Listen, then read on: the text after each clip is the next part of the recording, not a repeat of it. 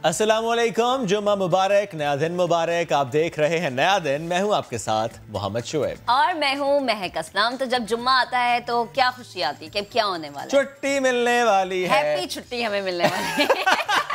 ये शुएब की बेटी हमेशा कहती है कि अब मेरे पास 2 हैप्पी छुट्टियां हैं, मेरे पास 3 हैप्पी। तो जनाब अब हमारे पास 1 हैप्पी छुट्टी है।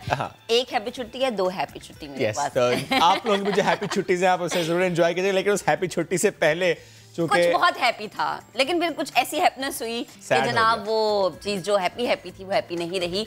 कोविड-19 की जब हम बात करते हैं तो जनाब उसने पीएसएल पे भी असरअंदाज होने की कोशिश की है। पीएसएल को मुलतवी कर दिया गया है। शायकीन मायूस ना हो क्योंकि पीएसएल का 6ठा एडिशन मुकम्मल ज़रूर होगा। बाकी के तमाम मैचेस मई में कराए जाने का इम्कान जाहिर किया जा रहा है। खिलाड़ी दस्तयाब होंगे। क्रिकेट बोर्ड ने फ्रेंचाइज मालिकान को आगाह कर दिया है। मुल्क के सिक्योरिटी इदारों की कोशिशों से पीएसएल का इनेकाद हुआ, लेकिन किसकी कोताही ऐसी थी कि जिसने तमाम तर मामलात पर, तमाम तर कोशिशों पर, तमाम तर इंतजामात पर पानी फेरा? आगे चल के क्योंकि बिल्कुल पुलिस ने इस सिलसिले में काम किया, रेंजर्स ने इस सिलसिले में काम किया। हमने तो ये भी देखा कि वो जो स्केट पहने अहलकार मौजूद थे वहाँ पर, तो सब ने कोशिश की। इवन ट्रैफिक पुलिस अहलकार लंबी लंबी ड्यूटीज़ दी ताकि ट्रैफिक मैनेज हो सके। सब ने कोशिश की, कानून नाफिज करने वाले इदारों ने कोशिश की, लेकिन कोताही किसकी हुई कि इसको मुलतवी करना पड़ा। करेंगे इस पर बात आगे चलकर, लेकिन जब हम बात करें कोविड-19 ही की तो सवाल ये भी है कि क्या इस साल पाकिस्तानी हज का फरीज़ा अदा कर पाएंगे? क्योंकि कह दिया गया है कि जिसकी वैक्सीनेशन होगी सिर्फ वही फरीज़े हज की अदायगी की ख्वाहिश भी कर सकता है और उसके लिए फिर अप्लाई भी कर सकता है। यूँ तो इस बार थोड़ी ताख़ीर ज़ाहिर होगी। वो जो हुकूमती एक सेटअप होता है कि हुकूमती कुरानंदाजी के तहत जो आप जाते हैं, लेकिन एनीवेज उसमें थोड़ा सा वक्त लगेगा। बट स्टिल अभी तो अवाम की वैक्सीनेशन नहीं हो रही। अभी तो सिर्फ paramedical staff, we are still waiting for the AstraZeneca. वो आएगी, उसके बाद जो है 60-65 प्लस की वैक्सीनेशन, उसके बाद आहिस्ता आहिस्ता दीगर फेजेस में बाकी जो अवाम है उनकी वैक्सीनेशन होने। लेकिन पैरामेडिकल स्टाफ के अलावा किसकी वैक्सीनेशन हुई है? पीएसएल स्टाफ की। लेकिन उसके बावजूद हमने देखा कि क्या हुआ। उनके पूरे फैमिलीज हैं उनकी जी। लेकिन जनाब अभी हज पे जाने से पहले की जो चीज़ है वो ये कि वैक्सीन के बगैर किसी को भी हज पर जाने की इजाज़त नहीं होगी। खैर आगे बढ़ते हैं। और बड़ी हलचल थी जनाब सेनेट इलेक्शन की। इलेक्शन हो गए, नतीजा भी आ गया, लेकिन उसके बाद क्या हुआ? उसके बाद सवालात उठे। इलेक्शन कमीशन पर सवाल उठाया वज़ीर आज़म इमरान खान ने। बहुत सारे इलेक्शन कमीशन सवाल पूछे। कल कौमी असम्बली से वज़ीर आज़म जो है एतमाद का वोट लेंगे। सेनेट में खुफिया राय शुमारी में बिकने वाले क्या खुलकर सामने आएंगे, क्योंकि कल वज़ीर आज़म ने कहा कि हमारे बहुत सारे अरकान बिक गए हैं। एक बड़ी तादाद वज़ीर आज़म ने बताई और जिस पे उन्होंने ये कहा कि उनके नाम सामने आना ज़रूरी है ताकि पता चले कि आपकी अपनी पार्टी में कौन सी काली भेड़ें हैं। वज़ीर आज़म ने ये भी कहा कि एतमाद नहीं तो हाथ खड़े करके बता देना, आपका एहतराम करूंगा, चला जाऊंगा। मेरे वज़ीर आज़म ने ऑफर की है उन्होंने कहा कि मैं बिल्कुल इसको माइंड नहीं करूंगा अगर आप मेरे साथ मौजूद नहीं हैं, मेरी ही सफ़ों में बैठे हैं, तो मैं आपको ऑफर देना। चूँकि ज़ाहिर है सेनेट में खुफिया राय शुमारी थी, यहाँ पर ओपन मामलात होंगे, तो उन्होंने कहा कि अगर आप साथ नहीं देना चाहते हमारे, बेशक आप सफ़ों में बैठे हैं, लेकिन अब आपको बताना होगा कि आप मेरे साथ नहीं है। मैं कुछ नहीं कहूँगा, मैं चुपचाप चला जाऊँगा, लेकिन करप्शन के खिलाफ तहरीक जारी रहेगी। मुल्क का पैसा लूटने वालों को वो नहीं छोड़ेंगे। वो बयानिया जो उनका पहले दिन से था वो आज भी कायम है। कल खिताब करते हुए क्या कहा, जरा सुनिए। अपने सारे मेंबर्स को कह रहा हूँ, मैं कॉन्फिडेंस पोषण ले रहा हूँ, असेंबली के पास जा रहा हूँ। आप कह सकते हैं कि जी हम इमरान खान के साथ नहीं है, ये आपका जमहूरी राइट है, मैं आपकी इज्जत करूंगा। आराम से हाथ खड़े करें, मैं ऑपोजिशन में चला जाऊंगा। ठीक है, मैं नाहल हूँ, इतना काबिल नहीं हूँ। अब मैं जरा मुखातिब हूँ पीडीएम के जितने ये जो बड़े बड़े जो भी हैं, आप सबको मेरा ये पैगाम है, अगर मैं इक़्तिदार में ना हूँ कोई मेरी जिंदगी में नहीं फर्क पड़ेगा। आप सबके लिए मेरा पैगाम है, मैं चाहे ऑपोजिशन में बैठूँ चाहे असेंबली से भी बाहर हो, जब तक आप इस मुल्क का पैसा वापस नहीं करेंगे, मैंने आप में से किसी को नहीं छोड़ना। मैं अगर बाहर भी हो जाऊं, मैं इस कौम के लोगों को निकालूंगा। चोरों के पैसे को बचाने के लिए कौम नहीं निकलती जो आपने जितनी कोशिश कर लिया। मैं आपको पब्लिक निकाल के दिखाऊंगा। ये मुल्क एक अजीम मुल्क बनेगा, और ये बनेगा ही तब जब ये सारे बड़े बड़े डाकू जेलों में होंगे। जब तक मैं जिंदा हूँ इनका मुकाबला करता रहूँगा। तो जनाब ये तो हमारे वजीर आजम थे जिन्होंने गुफ्तगू की, लेकिन जब मरियम नवाज ने बात की तो उनकी घन गरज सामने आई। इमरान खान की नाकामी ने उनसे ज्यादा इदारों को मुतासिर किया, ये कहना है मरियम नवाज का। काफ़ी अरसे तक मरियम नवाज साहिबा खामोश रही, उनका ट्विटर खामोश रहा, लेकिन जैसे यूसुफ रजा गिलानी जीते मरियम नवाज ने दोबारा से बोलना शुरू कर दिया और उन्होंने साथ साथ ये पैगाम दिया कि इदारे हारे हुए शख्स के पीछे ना खड़े हों। एक पैगाम था, ये एक इशारा था, वजीर आजम से मीटिंग भी ना करें। मरियम नवाज ने क्या गुफ्तगू की थी वो भी आपको दिखा देते हैं।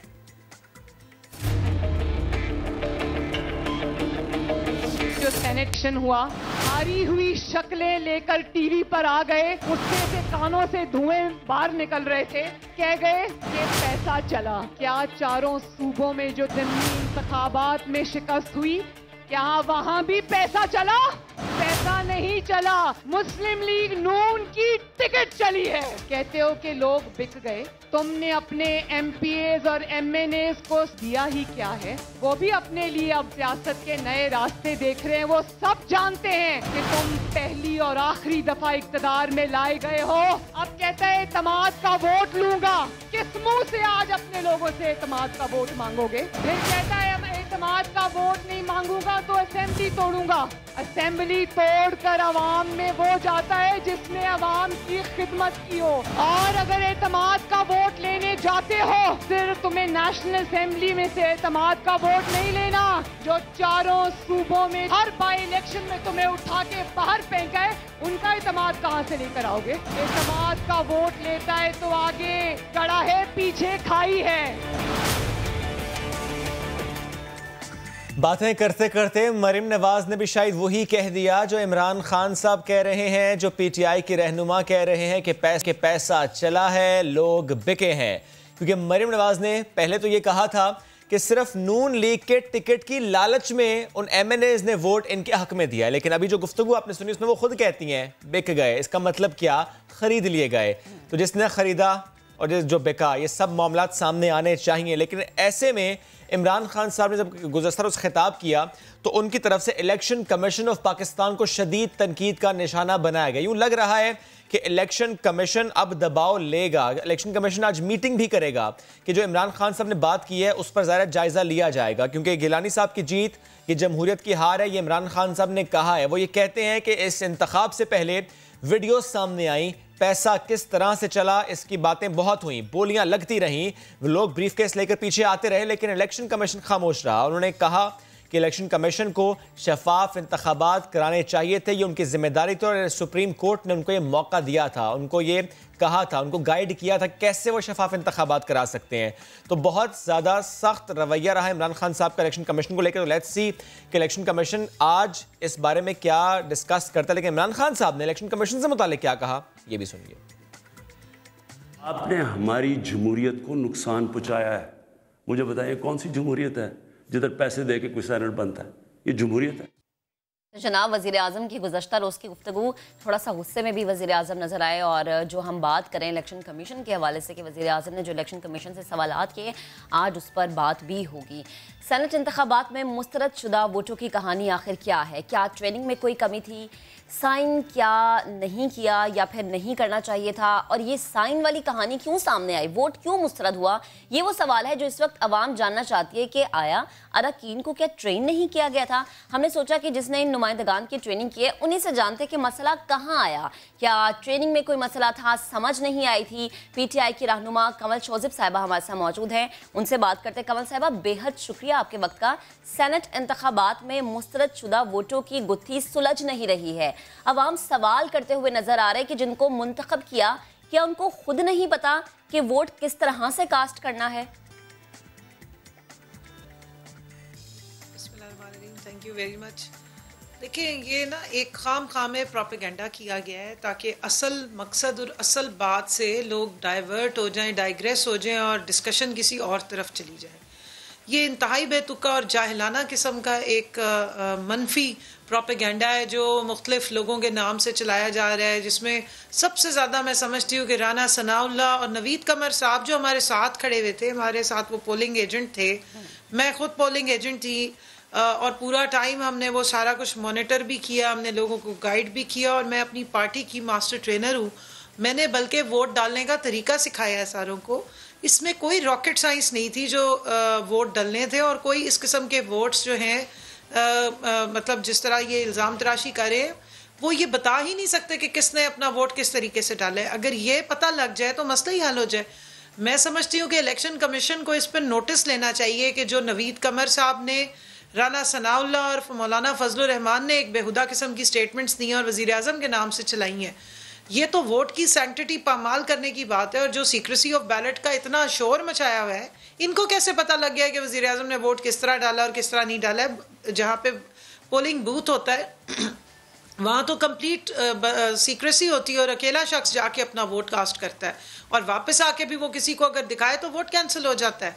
तो ये तो इंतहाई बेवकूफ़ाना और अहमकाना किस्म की बातचीत है जो फैलाई जा रही है। ऐसा कुछ भी नहीं है कि वोट जो हुकूमती अरकान है शायद उनको वोट डालना नहीं आता था। ऐसा ये बिल्कुल एक गलत है, और मैं इसको रद्द करती हूँ कि ये गलत एक डिबेट और डाइग्रेस करने की साजिश है।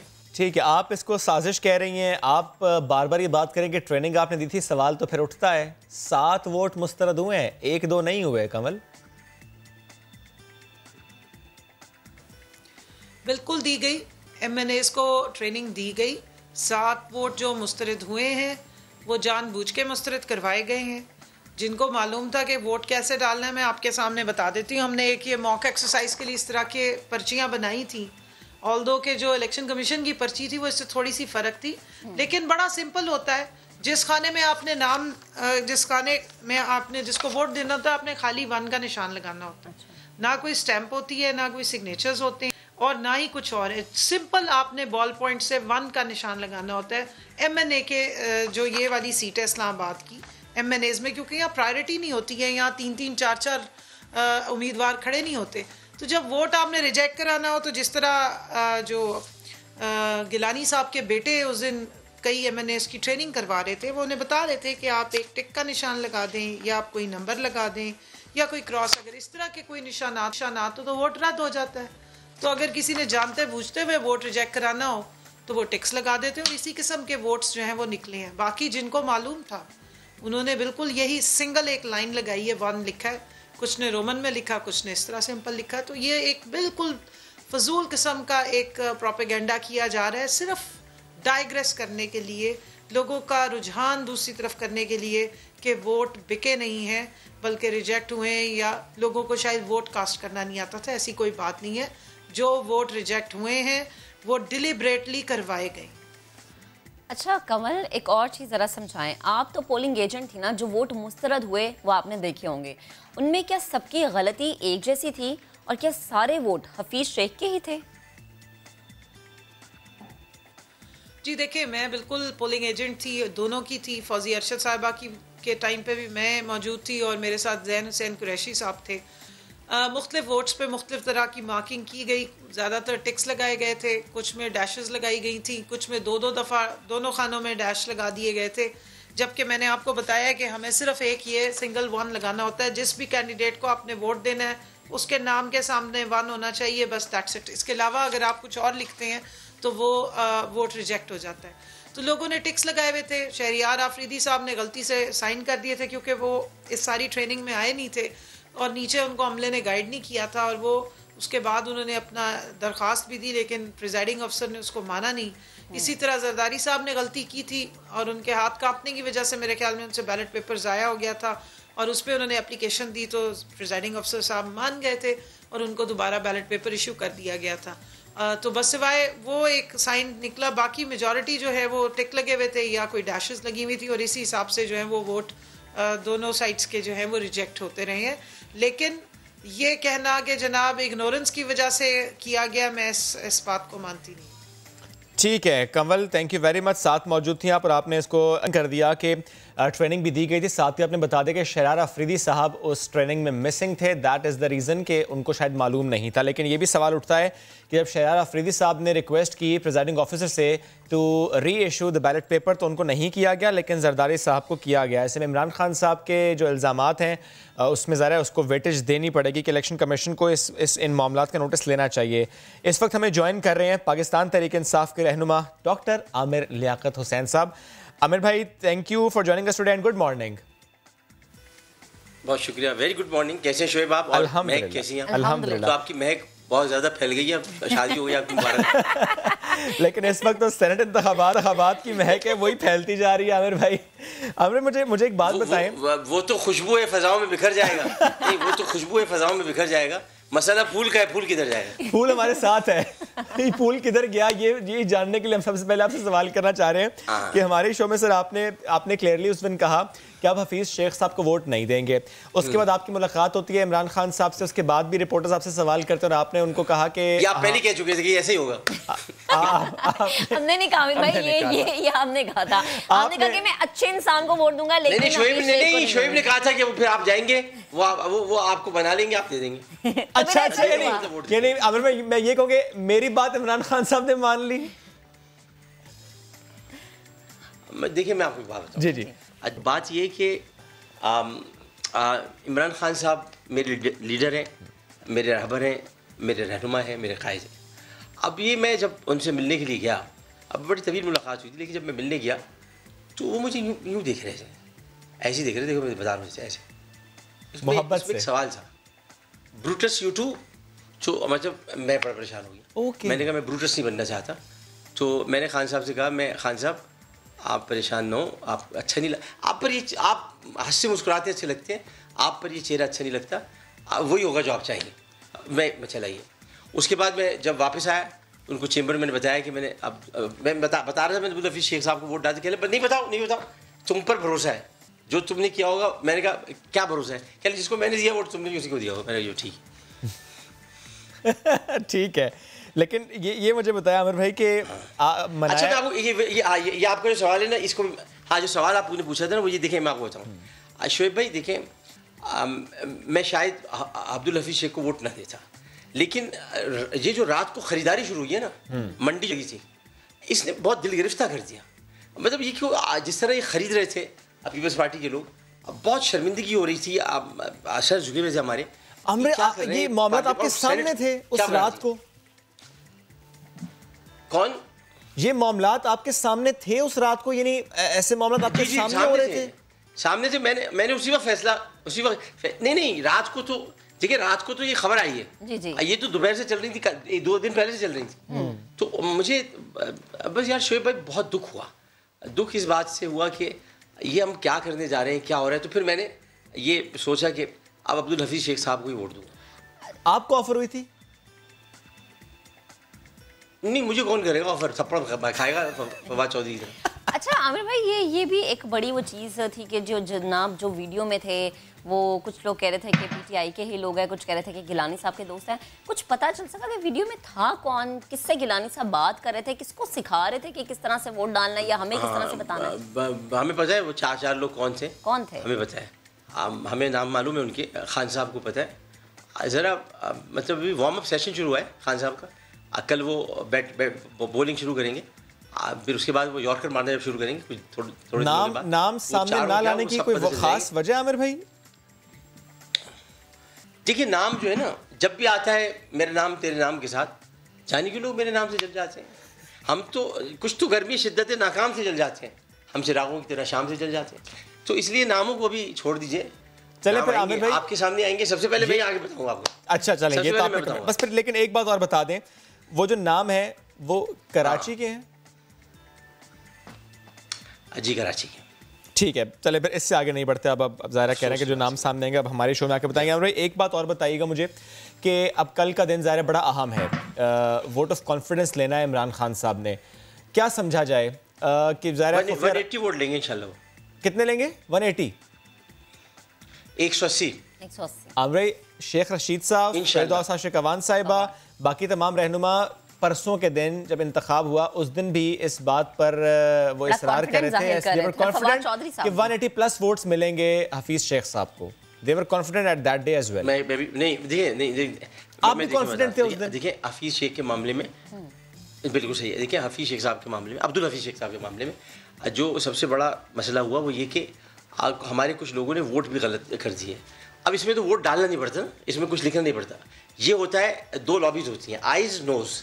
तो हम सब उठ के आइज में चले जाएंगे, वहाँ गिनती होगी, और कोई लोग उठ के नोज में चले जाएंगे। और अगर कोई बैठा रहा आइस में कुर्सी पे, मैं उसे पकड़ के उठा के लेके जाऊँगा। और आमिर भाई कोई आया ही ना तो? आया नहीं तो क्या कर सकते हैं, फिर आया ही को ले जाएंगे। वैसे ऐसे लगता है कि कोई नहीं आएगा?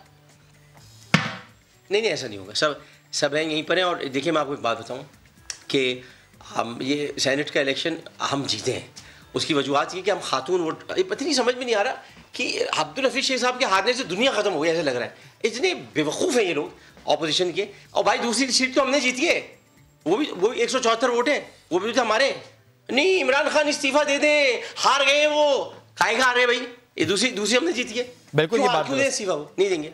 ये अजीब लोग हैं, अजीब आमिर भाई, इससे अजीब किस्म के लोग। इससे एक सवाल, एक सीट हमने जीती है, एक सीट आपने हार गए, बिल्कुल ज़रा इसमें आप लोगों के वोट ज़्यादा हैं। लेकिन आमिर भाई इसमें सवाल ये फिर पैदा होता है कि कहीं ये मामला इस तरह से तो नहीं कि जो PML क्यों जिसकी नशिस्तें उतनी नहीं थी बट पंजाब में उसको एक सीट मिली और शायद उसका फ़ायदा यहाँ पहुँचाया गया, कुछ ऐसी डील थी, कुछ ऐसी अरेंजमेंट थी? देखिए मैं आपको बताऊँ, अरेंजमेंट कुछ नहीं थी। ये जितने लोग हैं, अब जिनको जान अल्लाह को देनी है, उनको मुंह भी अल्लाह को दिखाना है। उनको ये चाहिए था कि वो इतने पुराने आदमी हैं, सर दस्तखत नहीं होती, वो चेक थोड़ी लिख रहे थे, उसमें टिक लगाना पड़ता है। और इसी तरह की गलतियां हुई हैं और कोई वजह नहीं है। अजीब सी टिक लगाना पड़ता है या 1 लिखना होता है? मतलब ये कि अगर नहीं टिक लगाना पड़ता है, टिक लगाना पड़ता है। ओके, आपने बताया था वैसे आमिर भाई इस इंतखाब से पहले, जिसने कंवल शोजब साहिबा ने कहा कि मैं सर जहाज में बैठकर बार हिफाजती जैकेट बांध लीजिए, ऑक्सीजन मास्क नीचे गिर जाएगा, ये मैं सुनूं बैठ के। मैं तो कान बंद कर लेता हूँ, मुझे पता है जहाज में ये होता है, तो मुझको ये भी पता है पार्लियामेंट में क्या होता है। अच्छा आमिर भाई, एक और चीज़ ज़रा बताएं कि कल वज़ीर आज़म जब बात कर रहे थे थोड़ा सा वो गुस्से में भी नज़र आते हैं इलेक्शन कमीशन से, बड़े सवाल भी उन्होंने किए। तो जो इलेक्शन कमीशन से उन्होंने इलेक्शन कमीशन ने गलत किया ना। देखिए आप इसी पे देख लें कि अब ये अपना हमारे अरशद कैसर साहब गए, वो नहीं उठे साहब। हमारे जो है वो खान साहब गए, हमारे वज़ीर आज़म नहीं उठे। जरदारी साहब गए तो उठे, वो सादिक साहब गए तो उठे। ये चक्कर क्या है, ये चक्कर क्या है? तस्वीरें हैं, देख लें आप तस्वीरें। तो आप क्या कह रहे हैं? वज़ीर आज़म पहुंचा है पाकिस्तान का, अदब से उड़ जा, कुछ ना कुछ तो हुआ है आज। तो इसलिए हम लोग बड़े इंटैक्ट हैं इस वक्त, सारे हमारे तहरीक इंसाफ के जितने अरकान असेंबली, और ये हम जान की बाजी लगा देंगे हम ये कि खान साहब एतमाद का वोट हासिल करेंगे इंशाल्लाह। अच्छा आमिर भाई, खान साहब खुद भी कह रहे हैं कि 15-16 लोग हैं जो बिक गए, तो वो पता चल सका कि कौन है और क्यों बिक गए? छोड़ेंगे नहीं वो, ये बता दूं मैं आपको। ये 15-16 लोग जो हैं इनको खान साहब छोड़ेंगे नहीं, ये अपने जहन में रखिएगा। और पता तो चली जाएगा। उसकी वजह ये कि अब पता चल जाता है, वो मैं कभी आप लोगों से अकेले में बात करूँगा तो बता दूँगा, पता चल जाता है। लेकिन एक जो सबसे अहम तरीन बात है वो ये कि खान साहब ने पूरी जमहूरी रवायात को इस तरह से ज़िंदा कर दिया है कि कभी इस तरह नहीं होता कि इत्मीनान का वोट कोई ख़ुद लेने के लिए आ जाए। तो वो लेने जा रहे हैं और कहते हैं कि अगर इत्मीनान का वोट मुझको नहीं मिला, जो कि ऐसा नहीं होगा इंशाल्लाह, तो मैं अपोजिशन में बैठ जाऊँ। ये होता है किरदार का लीडर, ये होता है जिसकी ज़बान और बयान में कोई लुकनत नहीं है, कोई दूसरी राय नहीं है। Salute to Imran Khan. ठीक। अच्छा आमिर भाई, एक बात और बताएं कि आप भी कन्विंस्ड हैं कि पैसा चला है, या जो मरीम नवाज ने एक बात कही पहले कि पैसा क्या, मतलब पैसा जो ऐसा चला है कि मतलब ये कि जिनके टोटल कितना पैसा चला है, में ग्रेड 9 MLAs कितने में बिके हैं? सुन लो, जो बात तो सुन लो, जिनके कॉलेजों में ग्रेड आते थे D, उन्हीं पढ़े लिखों की लगी थी मंडी। बात ये कि पैसे इतने चले थे कि जितने पैसे देकर, अब गौर से सुनिएगा, जितने पैसे देकर अली हैदर गिलानी छूटे थे उतने पैसे लाए थे उन्होंने। ओके, ठीक है अमर भाई, पैसा ही चला है। लेकिन अब मुझे बताएं अमर भाई, समझ गया? मैं समझ गया, लेकिन अब मुझे बताएं अमर भाई कि समझिए से बड़ा ख्याल करना पड़ता है आप लोगों को, ताकि बीप ना लगानी पड़े ज़्यादा। जी, इसलिए हम भी खामोश जाते हैं। अमर एक बात और बताएं मुझे कि कल की मुलाकात DG ISI आर्मी चीफ की मुलाकात इमरान खान से, और उस मुलाकात के बाद मरीम नवाज का जो बयानिया सामने आया, जिस तरह से वो कह रहे हैं कि इदारों को इनका साथ नहीं देना चाहिए, मैं इसको क्या समझूं? मरीम नवाज का वही बयानिया है इदारों को इस तरह से इन्वॉल्व करने का, घसीटने का? वो जान के कर रही हैं ऐसी बात?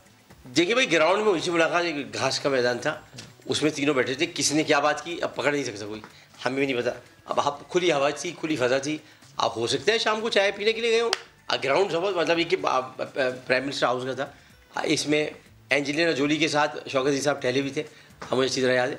तो इसमें अब बाजवा साहब बैठे हुए और बात कर रहे हैं हमारे फैज़ हमीद साहब और हमारे इमरान खान साहब, तो कर रहे हैं बात, जो वज़ीर आज़म नहीं मिल सकता, वज़ीर आज़म को तो रिपोर्ट करते हैं। तो ये अगर मिलने चला गया तो क्या हो गया भाई, क़यामत आ गई।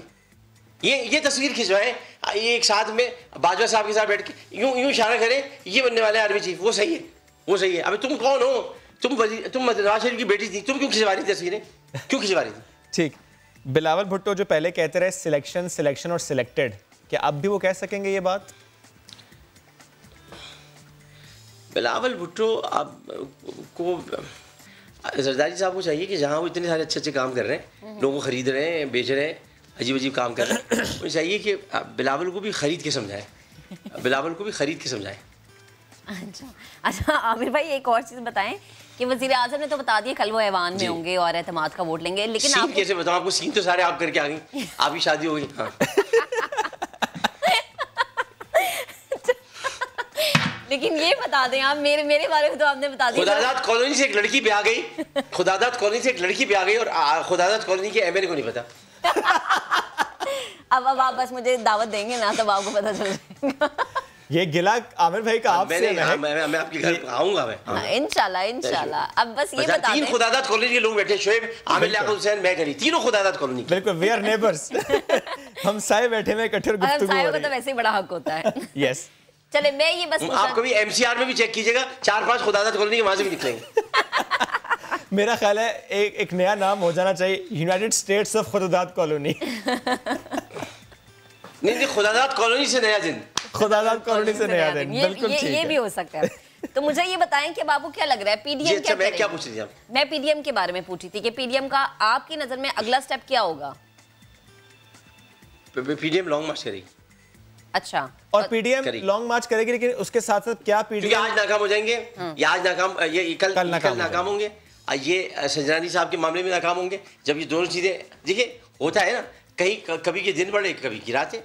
वो दिन तुम्हारा था क्योंकि खरीद फरोख्त का था, तुम जीत गए, तुम्हारे पास पैसे बहुत थे, हमारे पास पैसे नहीं थे, तुम जीत कर भी हार गए। आमिर भाई, आप लोगों के पास पैसे नहीं थे, मॉरल ग्राउंड पे खड़े थे। आप लोगों के पास पैसे नहीं थे या आप लोगों ने पैसा इस्तेमाल नहीं किया?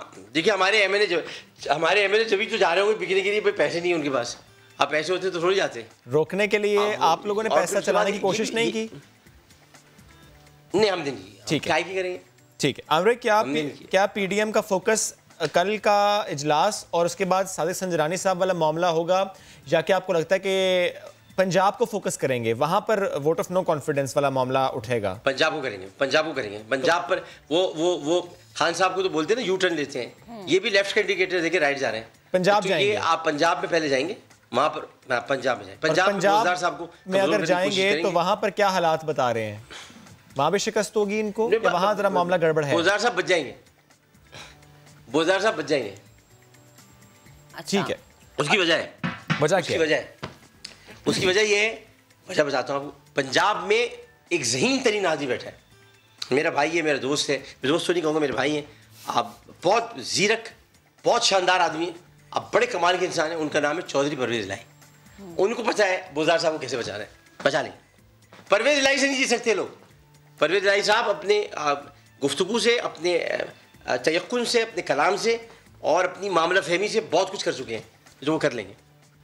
ठीक सर, अब एक बात और, कल इमरान खान साहब जब खिताब कर रहे थे, उन्होंने एक बात दोबारा से कही जो ज़रा फ्रॉम डे वन वो कह रहे हैं कि लूटी हुई दौलत पाकिस्तान लेकर आनी है। वो बार बार नवाज शरीफ साहब का भी नाम लेते हैं, वो बार बार जरदारी का नाम भी लेते हैं, वो लुटेरे चोर सब कुछ कहते हैं। 3 साल तकरीबन हो गए आमिर भाई, कितनी लूटी हुई दौलत वापस आई है, कितना पैसा वापस आया, या कि सिर्फ ये बयानिए की हद तक है और एक्चुअल कुछ नहीं?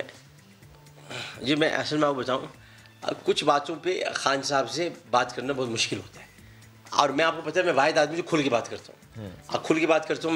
मैंने ये जो हम लोग 17 वोटों से हारे, तो मैंने कहा हमारी पार्टी में भी कोई सलीम जाफर ही होगा, आखिरी ओवर दिया होगा, 18 रन से मार गए थे सेमीफाइनल, तो ये 17 वोटों से मार गए। मैं तो कर लेता हूँ, अब वो हंसते हैं, अब वो चीज़ों को समझते भी हैं, लेकिन अब आप उनसे बहस नहीं कर सकते बहुत सारी बातों पर। उसमें 2 वजूहत हैं। एक तो ये कि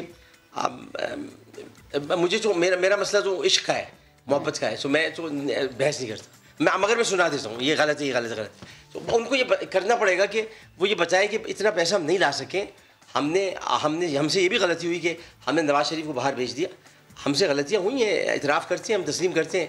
ये एक दफ़ा कह देंगे तो बहुत सारे मामला जो लोग कैसे आपने किया क्या अब तक, आप कितने लोगों को ले आए, आपने कितना, असल देखिए इसमें मसला क्या है, महंगाई है। अगर फोकस सारा महंगाई पे हो ना, मैं आपको बता रहा हूँ ये 10 इलेक्शन जीत जाएंगे इमरान खान। सिर्फ महंगाई को खत्म कर दें, इमरान खान साहब का फोकस महंगाई नहीं है सर? ये कर दें। फोकस महंगाई नहीं है जी, फोकस महंगाई पर नहीं है। नहीं, फोकस नहीं है, मतलब फोकस भी डिस्टर्ब है, कभी किसी चीज़ पे, कभी किसी चीज़ पे। अगर मैं आपसे कह रहा हूँ महंगाई, मैं कहता हूँ कि ये सब मिलकर हम लोग अगर इसी पर तवज्जो दे रहे हैं, मैं अब आपको यकीन दिलाता हूँ, लोग जब खड़े होते हैं ना सड़कों पे और दुकानों के बाहर, तो वो यही पूछते हैं, आमिर बेटा ये आटा जो इतने का था इतने का हो गया। अब मेरे पास जवाब नहीं होता।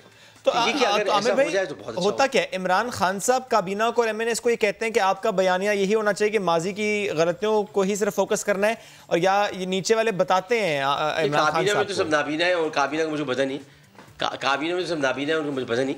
लेकिन ये कि अब वैसे तो बहुत सारी चीज़ों में खान साहब कहते हैं, हमको भी कहते हैं, लेकिन ये कि जैसे यूटिलिटी स्टोर का मामला था, कहते हैं, मगर जिस तरह करना चाहिए ना शोएब भाई, आप भी, आपको पता है आपके घर में भी राशन कितने का आता होगा, आप पहले कमाते कितने का आता था, अब कितने का आता है। गरीब का मसला राशन है, इसमें कोई शक नहीं आमिर भाई कि इस वक्त पाकिस्तान का सबसे बड़ा मसला ही महंगाई है और बेरोजगारी है।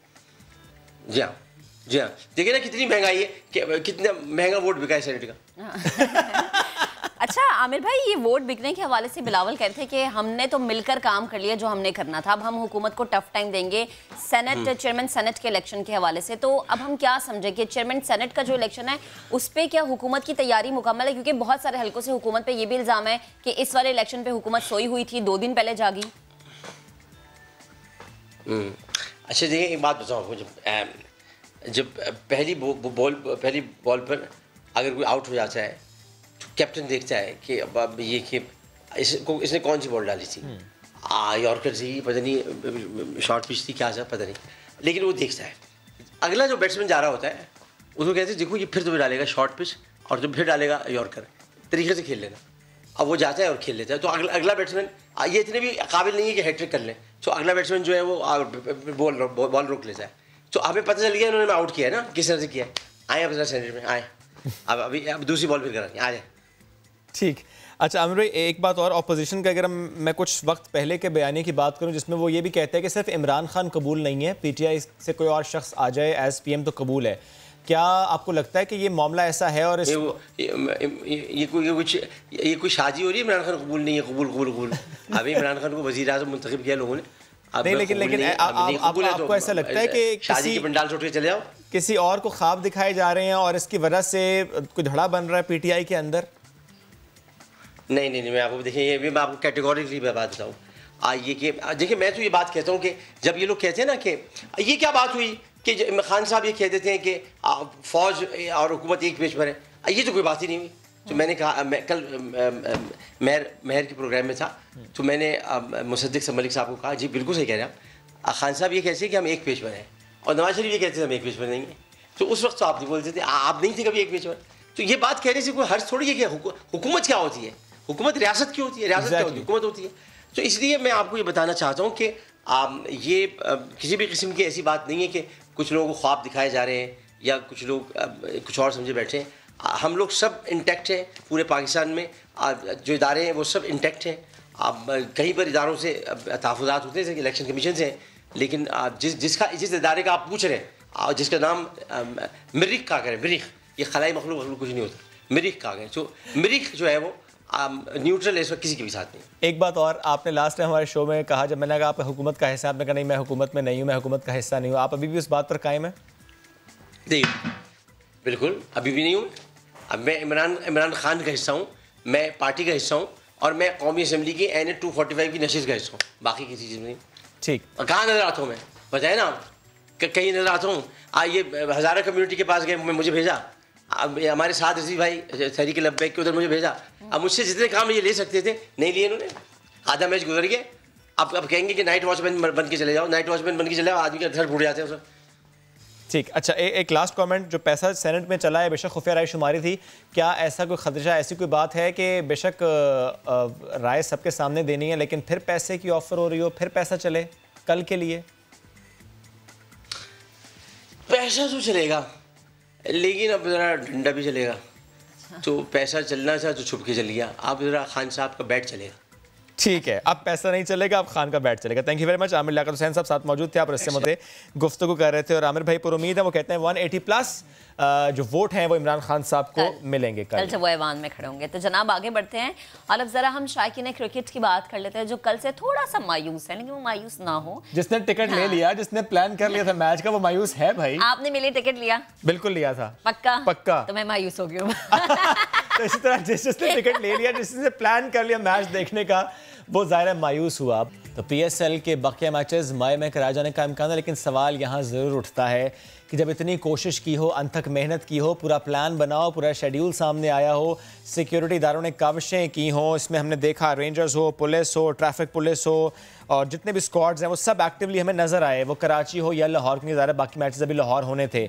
इन सब ने मेहनत की ताकि PSL का मेला सजे, लेकिन वो सारी मेहनत अब लगता यूँ है कि रायगा गई। क्यों? क्योंकि कहीं ना कहीं तो हुई है कोताही। बिल्कुल। और अगर हम गैर मुल्की खिलाड़ियों की बात कर लें तो उन्होंने कहा जी कि कोविड वैक्सीन लगवाए बगैर हम अपने वतन वापस जाएंगे। इवेंट के जो रंग थे उसमें भंग किसने डाला, ये एक सवाल था। किसकी कोताही थी जिसने किए कराए पर पानी फेर दिया? हमारे नुमाइंदे अब्बास शब्बीर ने हमें ज्वाइन किया, उनसे बात करते हैं। अब्बास, आप बताएं अगर आपको पता है कि किसने कोताही की, भैया किसने ऐसा कदम उठाया कि हमारी टिकटें हमारे बैगों में रह गई, अब हम मैच देखने नहीं जा सकते, अब हमें इंतजार करना पड़ेगा। गुड मॉर्निंग शोएब और महक। आप आमिर लियाकत से इतनी अच्छी गुफ्तगू कर रहे थे, मैं तो चाह रहा था कि गुफ्तगू कंटिन्यू रहे, लेकिन चूंकि PSL का एक सेगमेंट है, बेशक ये एक बहुत बड़ा ब्रांड था और एक बहुत बड़ा नुकसान हुआ है पाकिस्तान को, लेकिन ये कुदरत की तरफ से आप देखें पूरी दुनिया के अंदर कोरोना वायरस है और इसको रोक सकता ही कोई नहीं है। किसी को पता होता है कि इसमें सिम्टम्स हैं, किसी को पता होता है इसमें सिम्टम्स किसी को नहीं होते। तो ये एक अल्लाह की तरफ से एक चीज़ है जिसको रोकना इंसान के लिए बिल्कुल मुश्किल है, बल्कि नामुमकिन है। अब बात करते हैं PSL में कोताही कहाँ पर हुई, PSL में ब्लेम गेम कहाँ पर हुई, और PSL में ये सब कुछ जो हुआ ये क्यों हुआ। शोएब, मैंने 3-4 हमेशा आपके प्रोग्राम के ऊपर बैठता हूँ तो पूरा तैयार होकर बैठता हूँ, 3-4 पॉइंट्स जो है वो मैंने लिखे हैं। प्लीज अब्बास भाई। सबसे पहले हम बात करते हैं कि ब्लेम गेम शुरू हो गई। जब भी कोरोना के कुछ प्लेयर्स के अंदर टेस्ट पॉजिटिव आए तो एक ब्लेम गेम शुरू हुई। सबसे पहले पेशावर ज़ल्मी के ऑनर जावेद आफरीदी को सोशल मीडिया और मुख्तलिफ ऐसे जो स्पोर्ट्स खिलाड़ी हैं जो फ्रेंचाइज का हिस्सा नहीं बन सके, क्योंकि पाकिस्तान के अंदर ये एक ट्रेंड है कि जब तक आप किसी को कोई सीट नहीं देते तो वो उस चीज़ की खुंदक रखता है और कहता है कि यार नहीं, ये बंदा ठीक नहीं है, इसने मुझे अपनी फ्रेंचाइज के अंदर अपॉइंट नहीं किया। तो ब्लेम गेम जो है वो यहाँ से शुरू होती है। ये ना सिर्फ पॉलिटिकल ब्लेम गेम है बल्कि हर इदारों के अंदर इस किस्म की ब्लेम गेम होती है। सबसे पहले ये कहा गया कि पूरे इवेंट में पेशावर ज़ल्मी के किसी खिलाड़ी का मैं आपको बताऊं कि टेस्ट पॉजिटिव नहीं आया। जावेद आफरीदी ने जो सैमी से और वहाब रियाज से मुलाकात की वो एक गैर इरादी मुलाकात थी, एक अचानक मुलाकात थी। और जावेद आफरीदी दुबई से आए थे, उन्होंने अपना दुबई के अंदर भी टेस्ट करवाया था और यहाँ पर भी टेस्ट करवाया था। ठीक है, उसके बाद जो टेक्निकल कमेटी थी उन्होंने सबको आइसोलेशन के अंदर रखा, उनको वार्निंग जारी की, लेकिन ये सारा कुछ हो गया। आप शोएब मुझे बताएं कि कोई भी फ्रेंचाइज मालिकान, चाहे वो इस्लामाबाद यूनाइटेड का हो, कोयटा ग्लैडिएटर का हो, पेशावर ज़ल्मी का हो या मुल्तान सुल्तान का हो, इतने हैवी प्राइसेस के अंदर ये फॉरेन प्लेयर्स लेकर आते हैं। क्या कोई फ्रेंचाइज ऑनर ये चाहेगा कि किसी भी प्लेयर को कोरोना वायरस हो और ये टूर्नामेंट खराब हो? बड़ी लंबी रकमें इसके अंदर खर्च होती हैं। ये कभी भी कोई भी फ्रेंचाइज मालिक नहीं चाहेगा कि SOP की खिलाफ वर्जी हो और ये टूर्नामेंट ज़ाया हो। अब तीसरी चीज़ जो है इसमें कि जो PCB का मेडिकल पैनल है, देखिए असल कोताही उधर से शुरू होती है। हमने PSL से पहले जो सीरीज़ देखी थी, जो स्पेशली साउथ अफ्रीका की सीरीज़ थी, उसमें SOP के बड़े सख्त प्रोटोकॉल्स थे। जिस होटल के अंदर टीम रहती थी वहाँ पर भी हमने देखा कि बहुत सख्त प्रोटोकॉल्स के अंदर टीमों को लाया जाता था और टीमों को स्टेडियम लेकर जाया जाता था। लेकिन PSL में जो PCB का मेडिकल पैनल था वो थोड़ा सा ठंडा हो गया। उसने कहा नहीं यार, ये पीछे से गुजर के ठीक आ रहा है काम, तो चले ये काम अभी भी चल जाएगा। PSL के अंदर मसला ये था कि फ्रेंचाइजेस थी 6, उनकी मैनेजमेंट थी, उनके सपोर्टर्स थे, उनके जो और ये जो अपना मार्केटिंग के जो लोग हैं और जो एड्स देने वाले हैं, ये पूरा एक क्रू था जिसमें हम प्रोडक्शन टीमें, आप देख लेंगे कितनी बड़ी प्रोडक्शन टीम थी। तो यहाँ पर इन SOPs को फॉलो करवाना पाकिस्तान क्रिकेट बोर्ड का काम था। पाकिस्तान क्रिकेट बोर्ड के मेडिकल पैनल का काम था कि वो बाकायदगी से टेस्ट करते, बाकायदगी से इन चीज़ों का ख्याल रखते, लेकिन वो मेरा ख्याल है नाकाम रहे। जहां तक ब्लेम गेम की बात है कि हम किसी फ्रेंचाइज के ऊपर ब्लेम करें, हम किसी प्लेयर के ऊपर ब्लेम करें कि वो वार्म अप मैच खेल गया, उसके ऊपर उस वक्त उसके सिम्टम्स नहीं थे, अगले दिन उसको सिम्टम्स फील हुए तो पता लगा उसको भी कोरोना है। तो ये ब्लेम गेम जो है ये बिल्कुल गलत है। हाँ, कुछ लूप होल्स थे पाकिस्तान क्रिकेट बोर्ड की तरफ से, पीएसएल इंतजामिया की तरफ से भी, कि एसओपीज उस तरीके से फॉलो नहीं हो सके जो एसओपीज इस मसलन अब्बास भाई, जो होटल के हवाले से एक चीज़ें सामने आई, कुछ मीडिया चैनल्स ने भी इसको रिपोर्ट किया, लिफ्ट के इस्तेमाल से मुताल्लिक, स्टेयर्स का यूज हो रहा था, मुख्तलिफ हिस्सों में पार्टीज होती थी, ये भी मुख्तलिफ चैनल्स ने रिपोर्ट किया। तो क्या ये सच था?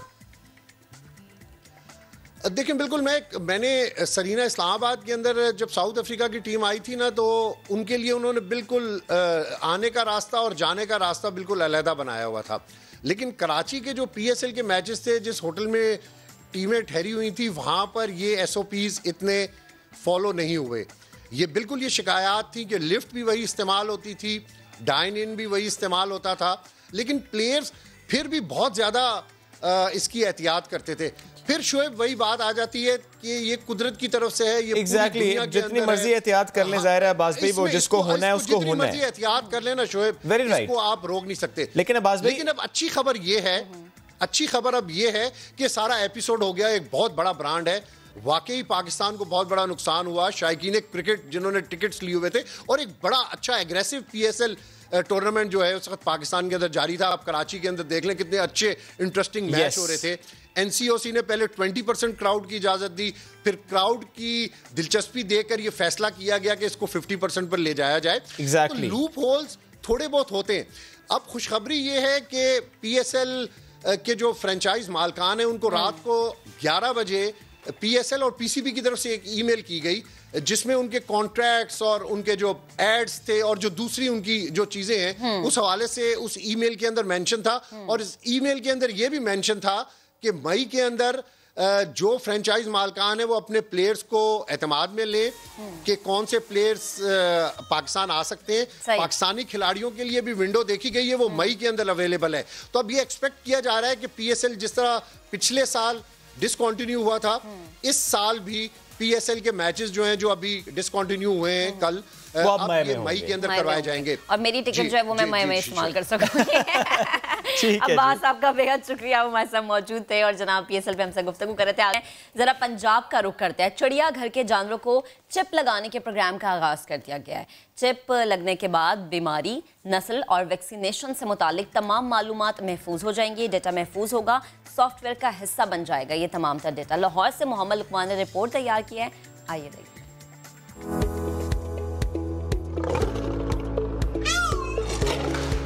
जानवरों और परिंदों में चिप लगाने का प्रोग्राम पंजाब भर के सरकारी चिड़ियाघरों और वाइल्ड लाइफ पार्क्स में अमल होगा। चिप इब्तदाई तौर पर 1100 जानवरों को लगेगी। लॉन्चिंग तकरीब में हालात चिड़ियाघर हुकाम के हवाले किए गए। 4 मेजर चीजें हैं जिसका फायदा मिलेगा।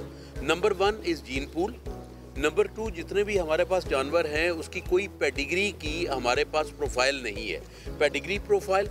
तीसरा, एंटी थेफ्ट चीज़ें हो जाती हैं। चौथा, खुदा न खास्ता को वाक़या हो जाता है, कोई जानवर मर जाता है तो उसके डीएनए में, उसकी वजह में वो भी हमें मदद मिलेगी, एक रिकॉर्ड हो जाएगा। हुकाम के मुताबिक कई मरहलों पर मुश्तमिल इस मंसूबे के तहत कुल 11,000 जानवरों और परिंदों में चिप लगाने के लिए माली मामलत अमेरिका ने फराहम की है।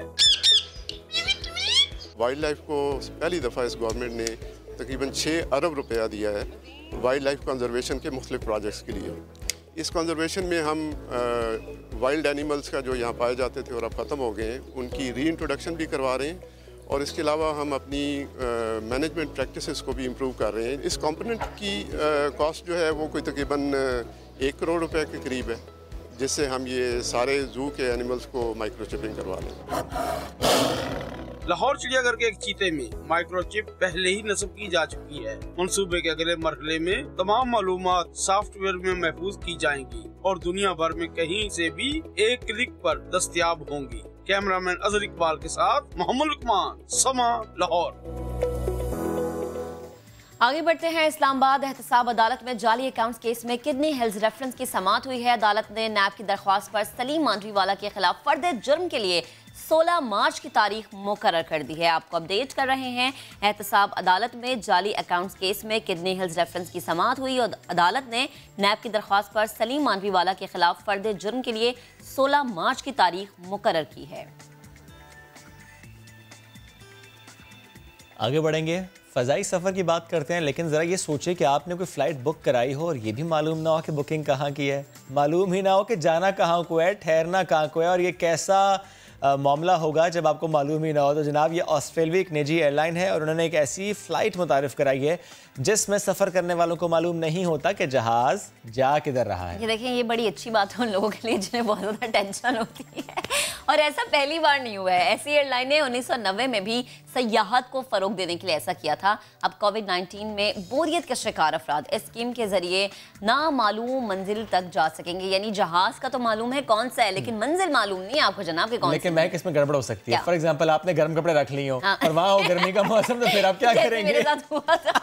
तो जनाब आपको बैठकर ये फिक्र नहीं होगी कि वीज़ा है या नहीं है, बस आप जो है बैठेंगे और जनाब किसी ना किसी मंजिल में पहुंचेंगे ज़रूर।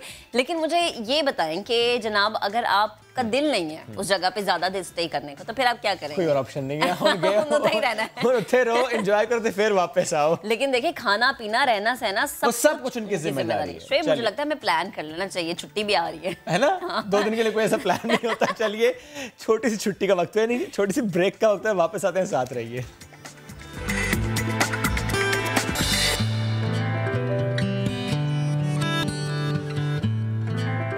Welcome back after the break. जब भी दूध की कीमतें बढ़ाने से मुतालिक बात होती है, हम उस पर आवाज़ उठाते हैं और सवाल ज़रूर होता है कि आखिर ये आए रोज़ दूध की कीमतें बढ़ क्यों जाती हैं। ये मसला अपनी जगह, लेकिन इस बार डेयरी फार्मर्स ने कराची में स्पेशली गाय के दूध को प्रमोट करने का ऐलान किया। ये ऐलान क्यों किया गया, और अगर वजह यह है कि कम कीमत में इसकी फरामी है, तो इसके साथ साथ इसकी अफादियत पर भी आज हम गुफ्तगू करेंगे। हमें इस वक्त ज्वाइन कर रहे हैं सदर डेयरी एंड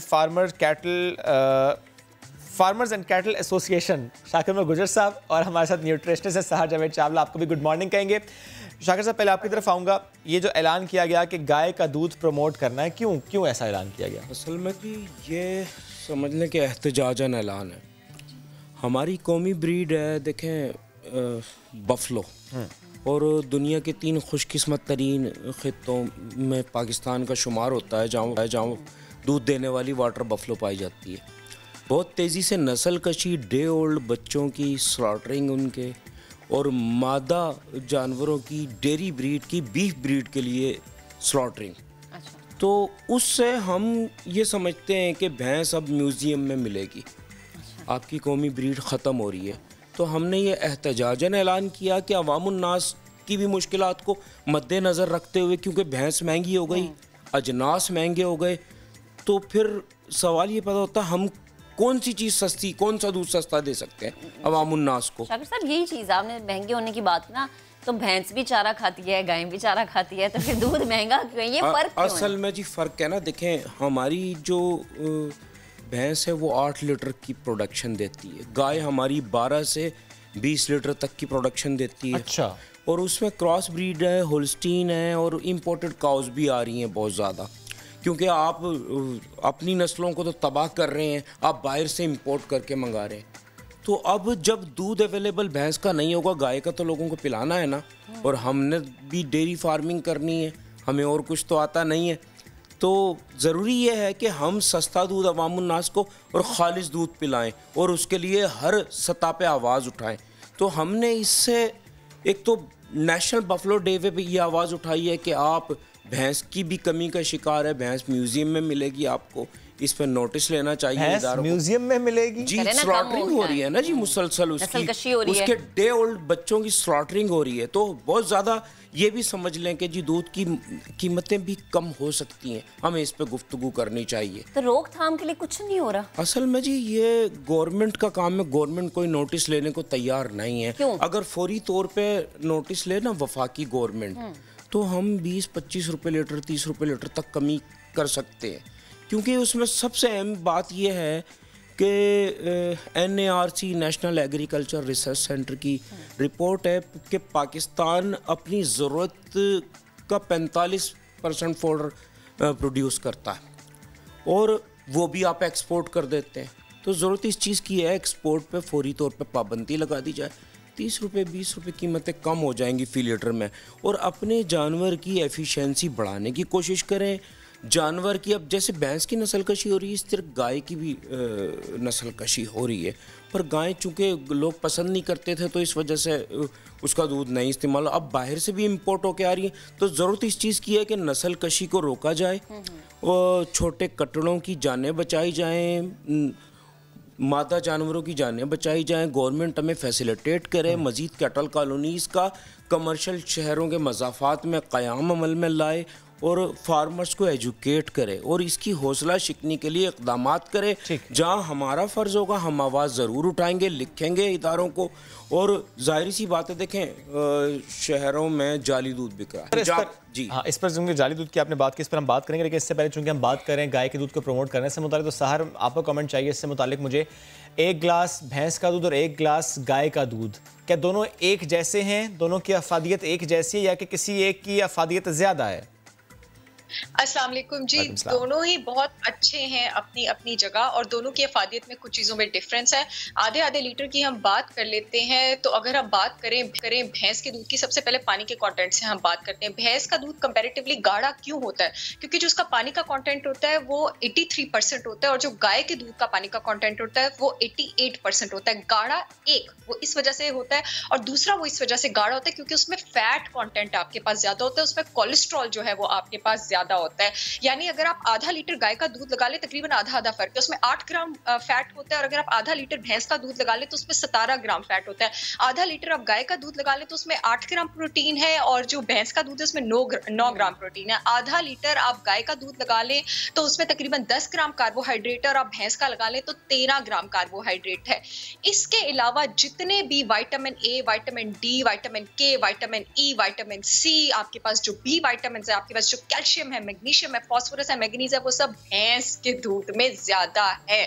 तो इन सारी चीजों में जो भैंस का दूध है न्यूट्रिएंट में, विटामिन और मिनरल कंटेंट में वो बाजी ले जाता है। लेकिन वो सारे लोग जो हार्ट पेशेंट हैं, वो सारे लोग जो वजन कम करना चाह रहे हैं, वो सारे लोग जो कोलेस्ट्रॉल के पेशेंट हैं, जो स्ट्रोक के पेशेंट हैं, जो ब्लड प्रेशर की दवाइयों पर हैं, उनके लिए गाय का दूध is a blessing.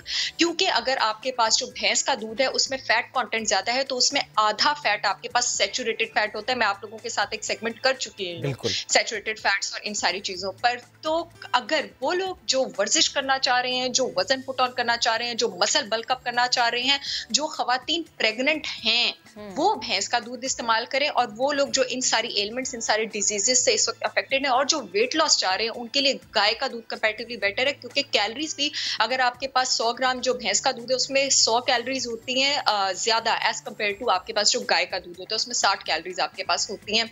More over जो खवातीन बच्चों को दूध पिलाती हैं, जब आप प्रेग्नेंट हैं तब भैंस का दूध is comparatively better for you, क्योंकि उसमें विटामिन्स और मिनरल्स ज्यादा होती हैं। जब आप बच्चों को दूध पिलाती हैं तब आपके लिए गाय का दूध बेहतर है। उसकी वजह यह है कि गाय का जो दूध है उसका प्रोटीन कंटेंट कंपैरेटिवली और उसका सैचुरेटेड फैट कंटेंट कम होता है। तो बच्चे जो आप दूध पिलाती हैं, वही दूध की जो अफादियत होती है वो बच्चे को भी जाती है, तो बच्चे की जो आंतें उसके लिए बड़ा आसान होता है इसको हजम करना। इसी तरह आपके पास जो बूढ़े हजरात हैं उनके लिए भी गाय का दूध ज्यादा ब्लेसिंग है, क्योंकि प्रोटीन जो होता है वो हमारे खाने का वो जुज़ होता है जिसको डाइजेस्ट करना सबसे मुश्किल होता है, और फिर फैट को डाइजेस्ट करने में बहुत ज्यादा टाइम लगता है। इस वजह से जो भैंस का दूध होता है वो स्लो डाइजेस्ट होता है, और जो गाय का दूध होता है वो जल्दी डाइजेस्ट होता है। तो जो लोग अबव 50, अबव 55 है, मिडिल एजेड या ओल्ड कैटेगरी में आते हैं, अबव 70 हैं, उनके लिए भी गाय का दूध बेहतर है। और इस तरह ये जो डेयरी के हमारे रिप्रेजेंटेटिव हैं फार्म के, उन्होंने बड़ी अच्छी तरह से एक्सप्लेन किया कि भैंस का दूध कंपैरेटिवली वो कहते हैं ना, इतना इसलिए भी है कि ऑलमोस्ट अधो-अध वो कहते हैं फर्क है कि 7 से 8 लीटर प्रोडक्शन जो है वो भैंस के दूध की होती है, जबकि 20 लीटर तक डेली बेसिस पे आपके पास गाय के दूध की चली जाती है। और भैंस के दूध की शेल्फ लाइफ भी ज्यादा है, यानी वो प्रिजर्व भी ज्यादा देर तक रहता है। ठीक है, ठीक है सर, साथ रहेगा। एक और भी कमेंट आपसे मुझे लेना है, लेकिन शाकिर उमर गुजर साहब मुझे प्लीज़ ये बताइएगा कि ली मार्केट का आपने एक मामला उठाया था कि वहाँ पर दूध जो है वो ठीक दूध नहीं बिक रहा, वो ख़राब दूध है। उसमें क्या ख़राबी है, वैसे मसला क्या है और ये कैसे सामने आया? असल में जी देखें, हम दफ्तन फ़वक्तन इन चीज़ों का सर्वे करते हैं कि आया कि जो शहर में ओपन दूध मंडी, क्योंकि वो हमारा मामला है, वहाँ पे खालिस दूध फ़रोख्त हो रहा है या नहीं हो रहा। हमने जब भी जाके चेक किया, उसे देखा, तो ज़ाहिरी सी बात है वो अनहाइजेनिक और मिलावट ज़्यादा पाया गया। तो उसके लिए जो इदारा है मुताल्लिका, हमने उसे ख़त लिखा। रिस्पांस आया सर? नहीं, अभी तक कोई रिस्पांस नहीं मिला।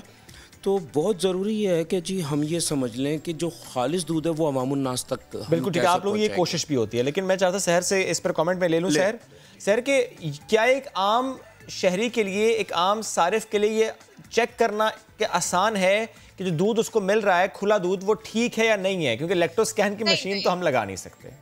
नहीं, आसान क्या, ये तो मुमकिन ही नहीं है, ये तो पॉसिबल ही नहीं है। मैं तो हमेशा ही कहती हूँ शोएब के अनलेस एंड अनटिल आपकी फैमिली में कोई, आप किसी को ऑथेंटिक बहुत ज्यादा नहीं जानते, जो कि आपको पता है आपको ग्रास फेड डेयरी का दूध दे रहा है, तो आप ये पता लगा ही नहीं सकते हैं यार, ये आप ट्रस्ट कर ही नहीं सकते। और सर वो जो कहते हैं कि दूध को आप बॉयल कर लें और फिर पता चलेगा कि उसमें जो बलाई है वो ऐसी है तो दूध सही है, या बलाई अगर हल्की है तो That is not an authentic criteria। और अक्सर बॉयल करने के बाद कुछ जर्रात बैठते हैं, उसको क्या इंडिकेशन होती है? नीचे जो जम जाता है वो उसका फैट होता है। फैट होता है, फैट होता है। और दूध का जो फैट होता है ना शोएब, वो अच्छा फैट होता है, वो फैट हमें चाहिए होता है। ओके, यानी ये तो आपने बड़ा मसला हल कर दिया, वरना जब भी वो ज़रात बैठते हैं हम कहते हैं दूध ही खराब है। नहीं, खालिस दूध होता है। शाकिर साहब, वैसे आपकी ऑब्जर्वेशन क्या कुछ देखें, ये बड़ा अच्छा है कि आप एसोसिएशन को रिप्रेजेंट करें, तो आप रिस्पॉन्सिबिलिटी से बात भी करते हैं, और जहाँ पर मामला ख़राब हुआ आपने वो मामला उठाया। ली मार्केट के अलावा क्या कराची में किसी और जगह पर भी ऐसे मामला रिपोर्ट हुए हैं रिसेंटली कि दूध जो है वो एडल्टरेटेड था? देखें जी, हमारे पास वो लैक्टो स्कैन की मशीनें मौजूद हैं। आप लोग करते हैं स्कैन? जी, एसोसिएशन के ऑफिस में 3 मशीनें लगी हुई हैं। फॉर एग्जांपल सर, क्योंकि मैं इस पर बड़ा अरसे से सोच रहा हूँ, ऐसा हो कि मैं 3-4 जगह जाऊँ और मैं दूध का सैंपल आपके पास कहूँगा मुझे ये स्कैन करके दें, क्या आप मुझे करके देंगे? कर देंगे जी। अच्छा जी, मैं तो आपने मसला हल कर दिया, फ्री ऑफ कॉस्ट करके। ये तो आपने मसला ही हल कर दिया। क्या करेंगे, खुदा में जितनी दुकानें जाएंगे। आगे बढ़ाऊं जी, तो जाली दूध से हम कैसे बचेंगे, दूध की कीमतों को हम कैसे कम करेंगे? ज़रूरी यह है कि बीच में से हम मिडल मैन को भी ख़त्म कर दें, डायरेक्ट फार्मर और कंज्यूमर मिल जाए। पॉसिबल नहीं है सर? नहीं, पॉसिबल है जी, बहुत ज़रूरी है। हमें अमूल के मॉड्यूल पर जाना होगा, इंडिया के जो फार्मर्स की है, हमें उसके मॉड्यूल, हम इस पे प्लानिंग कर रहे हैं कि हम अपनी मोबाइल आउटलेट्स बनाएंगे। अच्छा, मोबाइल मिल्क शॉप्स बनाएंगे, और शहर में हम डेयरी फार्मर्स का ब्रांड लॉन्च करेंगे। अच्छा, और उसमें हम मिल के एक प्लानिंग कर रहे हैं, उसमें शेयर फार्मर्स के डाल रहे हैं, और उसमें हमारी परचेज भी एक जगह होगी, सेल्स भी एक जगह होगी, और उसकी देखें, जो जैसे 20 रुपये का या 25 रुपये का फ़र्क है, उसमें से हम 10 रुपये रखेंगे, 15 रुपये कंज्यूमर को दे देंगे। ओके, 15 रुपये लीटर ये कम हो गए। और ज़रूरी यह है कि हम ये समझ लें, अगर वफाकी गवर्नमेंट डिसीजन ले लेती है, मिनिस्ट्री ऑफ कॉमर्स अजनास की एक्सपोर्ट पे पाबंदी लगा देती, 20 रुपये लीटर वो कम हो जाएगा। आप मुतालबा करते हैं कि इमरान खान साहब? मैं बारहा इमरान खान साहब से मुतालबा कर चुका हूँ। मेरी प्राइम मिनिस्टर से दरख्वास्त है कि फौरी तौर पे जो स्टेक होल्डर्स हैं उन्हें लेके बैठे। ठीक है, अब तक हमसे वफाकी गवर्नमेंट ने कोई रब्ता नहीं किया, हम 12 आवाज़ उठा रहे, तो 35 रुपये लीटर का फ़र्क ये कम हो जाएगा। और जब ये सिंध गवर्नमेंट हमें शहर के मजाफात में जगह फराम कर देगी, जी जी, 20 रुपए का हम वो फर्क दे देंगे जी, यानी 45 रुपए। जी जी जी, हम 45 रुपए का फर्क दे देंगे सिर्फ आपके मुतालबात पर हमसे सिंध गवर्नमेंट और वफाकी गवर्नमेंट राब्ते में आए, हमारे मुतालबात पे गौर करें, अगर जायज है तो उन्हें पूरे बिल्कुल इस पर डिस्कशन होनी चाहिए। Thank you very much. Shakir साहब साथ मौजूद थे आप। सहर, आपका भी शुक्रिया, आपने भी इस बारे में हमारी रखी। हम बात करें दूध की, और जब बात हो रही है दूध की, उसमें एक अहम मामला होता है इसकी कीमत का। उससे मुतालिक बहुत बड़ा ऐलान किया जनाब, 45 रुपए तक कीमत कम हो सकती है। कैसे? अगर विफाक और सिंध हुकूमत इनके ये मुतालिबात हैं उस पर बैठ जाए और बात करें। सुन ले ना, अगर सुन ले, लेकिन फिर वही बात है अगर, लेकिन अगर वैसे होता बहुत कम है हमारे मुल्क में। आगे बढ़ते हैं जनाब। छोटी छोटी बीमारियां जिनको हम छोटी छोटी कहते हैं, लेकिन जनाब वो छोटी नहीं होती। नज़ला, खांसी, बुखार वगैरह को हम छोटी मोटी बीमारी कहकर गली के कोने पर बैठे किसी भी क्लिनिक में चले जाते हैं, और हम कहते हैं कि अच्छा गला ख़राब है, ये खांसी है, चलो ये तो मौसमी है, फलाने क्लिनिक में चले जाओ, वो इलाज करें। एक तो मामला वो कि आप खुद से गए एक मेडिकल स्टोर पर दवाई ली, वो मामला अलग, लेकिन किसी क्लिनिक में जाना और उस शख्स के पास जाना जिसको आप समझ रहे हैं डॉक्टर, लेकिन वो बंदा डॉक्टर नहीं है भाईजान। तो जो डॉक्टर नहीं है वो आपका इलाज नहीं करेगा, आपको बल्कि और बीमार करेगा। फ़खर इस्लाम को भी सिर्फ बुखार ही था, लेकिन उसकी जान चली गई। फ़खर इस्लाम से मुताल्लिक़ की रिपोर्ट हमने तैयार की, आपको दिखाते हैं। पापा हम दवाई लेने गए थे, फिर उसके बाद मेरे पापा ठीक नहीं हुए। बल्दिया टाउन के रिहायशी 28 साला फ़खर इस्लाम की एक डॉक्टर की मुबैना गफलत की वजह से जान चली गई। डॉक्टर मिसबा के पास ले गए, उसको 103 बुखार में इन्होंने ड्रिपें लगाई हैं उनको, उसकी वजह से उनका दिमाग काम करना छोड़ गया था। तो फिर हम लोग इनको अगले दिन हॉस्पिटल लेके गए, तो वहाँ डॉक्टर को दिखाया तो उन्होंने कहा कि इसको जो ड्रिप की वजह से इसका बीपी बहुत ज़्यादा बढ़ गया। ये है कि कमाने वाला आप मेरा ये बेटा है, बस मैं बुरा आदमी। डॉक्टर की खुफिया फुटेज देखते हैं कि इसने मरीज की क्या ट्रीटमेंट की। हफ्ता नहीं हुआ है, चौथा दिन है, 5वां दिन है। 3 दिन तो हम लोग हॉस्पिटल में रहे, एडमिट किया हुआ था बाटवा में। इसने हमें पर्ची भी उस टाइम पे नहीं थी। आप उसकी हालत देखें, उसको वो लगी हुई है, नलकी लगी हुई है खुराक की। देखो मैं कोई जो चीज़ मैंने लगाई ना, मैं आपका भी लिखता हूँ और बुखार भी लिखता हूँ, हिस्ट्री भी लिखता हूँ। अगर किसी डॉक्टर ने ये इससे नहीं गलत है, मैं भी लिखता हूँ। 102 बुखार था, 102 मैंने पर्ची भी लिखा नहीं, वही पर्ची पड़ी है। उल्टियाँ आ रही थी और 3 दिन से कुछ खाया पिया नहीं था, यही बात थी। लवाहिकीन के इस इल्जाम पर मुबैना अताई डॉक्टर का रद्द-ए-अमल लेने बल्दिया इत्तेहाद टाउन में क्लिनिक पहुँचे तो मौसूफ घबरा गए।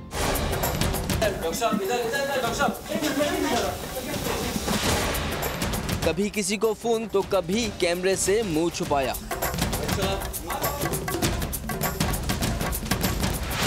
क्या आपका पीएमडीसी नंबर क्या है? मेरा NCH नंबर है 132138। 138। हाँ। आप एलोपैथिक में जो है वो प्रैक्टिस कर रहे हैं? ये होम्योपैथिक चल रहा है। होम्योपैथिक चल रहा है, मैंने क्लिनिक ये पढ़ा हुआ, विजिट कर लो। होम्योपैथिक? ये अच्छा, होम्योपैथिक। उसमें क्या वैलिड है या वो एक्सपायर है? होम्योपैथिक में क्या इंजेक्शंस लगाना या मेडिसिन देना अलाउ है? नहीं। हमने कुछ दिनों पहले एक पेशेंट को जो है दवाई दी थी, इंजेक्शन दी थी, वो एक्सपायर हो गया, तो वो आप जब डॉक्टर नहीं है, एलोपैथिक नहीं कह सकते, तो वो किस तरह? मेरे पास नहीं आया पेशेंट। अच्छा, ये होम्योपैथिक का जो है वो सर्टिफिकेट है और यहाँ पे जो है ये डॉक्टर साहब जो अपने आप को होम्योपैथिक के डॉक्टर कह रहे हैं, मगर आपने इससे पहले इनकी जो खुफिया वीडियो देखी है उसमें आप देखा होगा आपने कि ये किस तरह से इंजेक्शंस और दवाओं की बात कर रहे हैं। मौसूफ के मुताबिक वो होम्योपैथिक डॉक्टर हैं, मगर फिर एलोपैथिक इलाज कैसे कर रहे हैं? सेहत है तो जिंदगी है। ख्याल कीजिए, नज़ला जुकाम और बुखार को मामूली बीमारी समझकर किसी भी डॉक्टर से दवा लेने के बजाय किसी मुस्तनद मुआलिज से दवा लीजिए, वरना कल फ़खर इस्लाम के घर वालों की तरह आपके पास भी सिर्फ आंसू ही रह जाएंगे। कैमरामैन कासिम रईस और फरहान यूसुफ के साथ यासिर हुसैन, समा, कराची। रिपोर्ट आपने देखी, आगे बढ़ेंगे लेकिन एक ब्रेक, और जब ब्रेक से वापस आएंगे तो आपकी मुलाकात कराएंगे ऐश्वर्या राय से। Stay with us.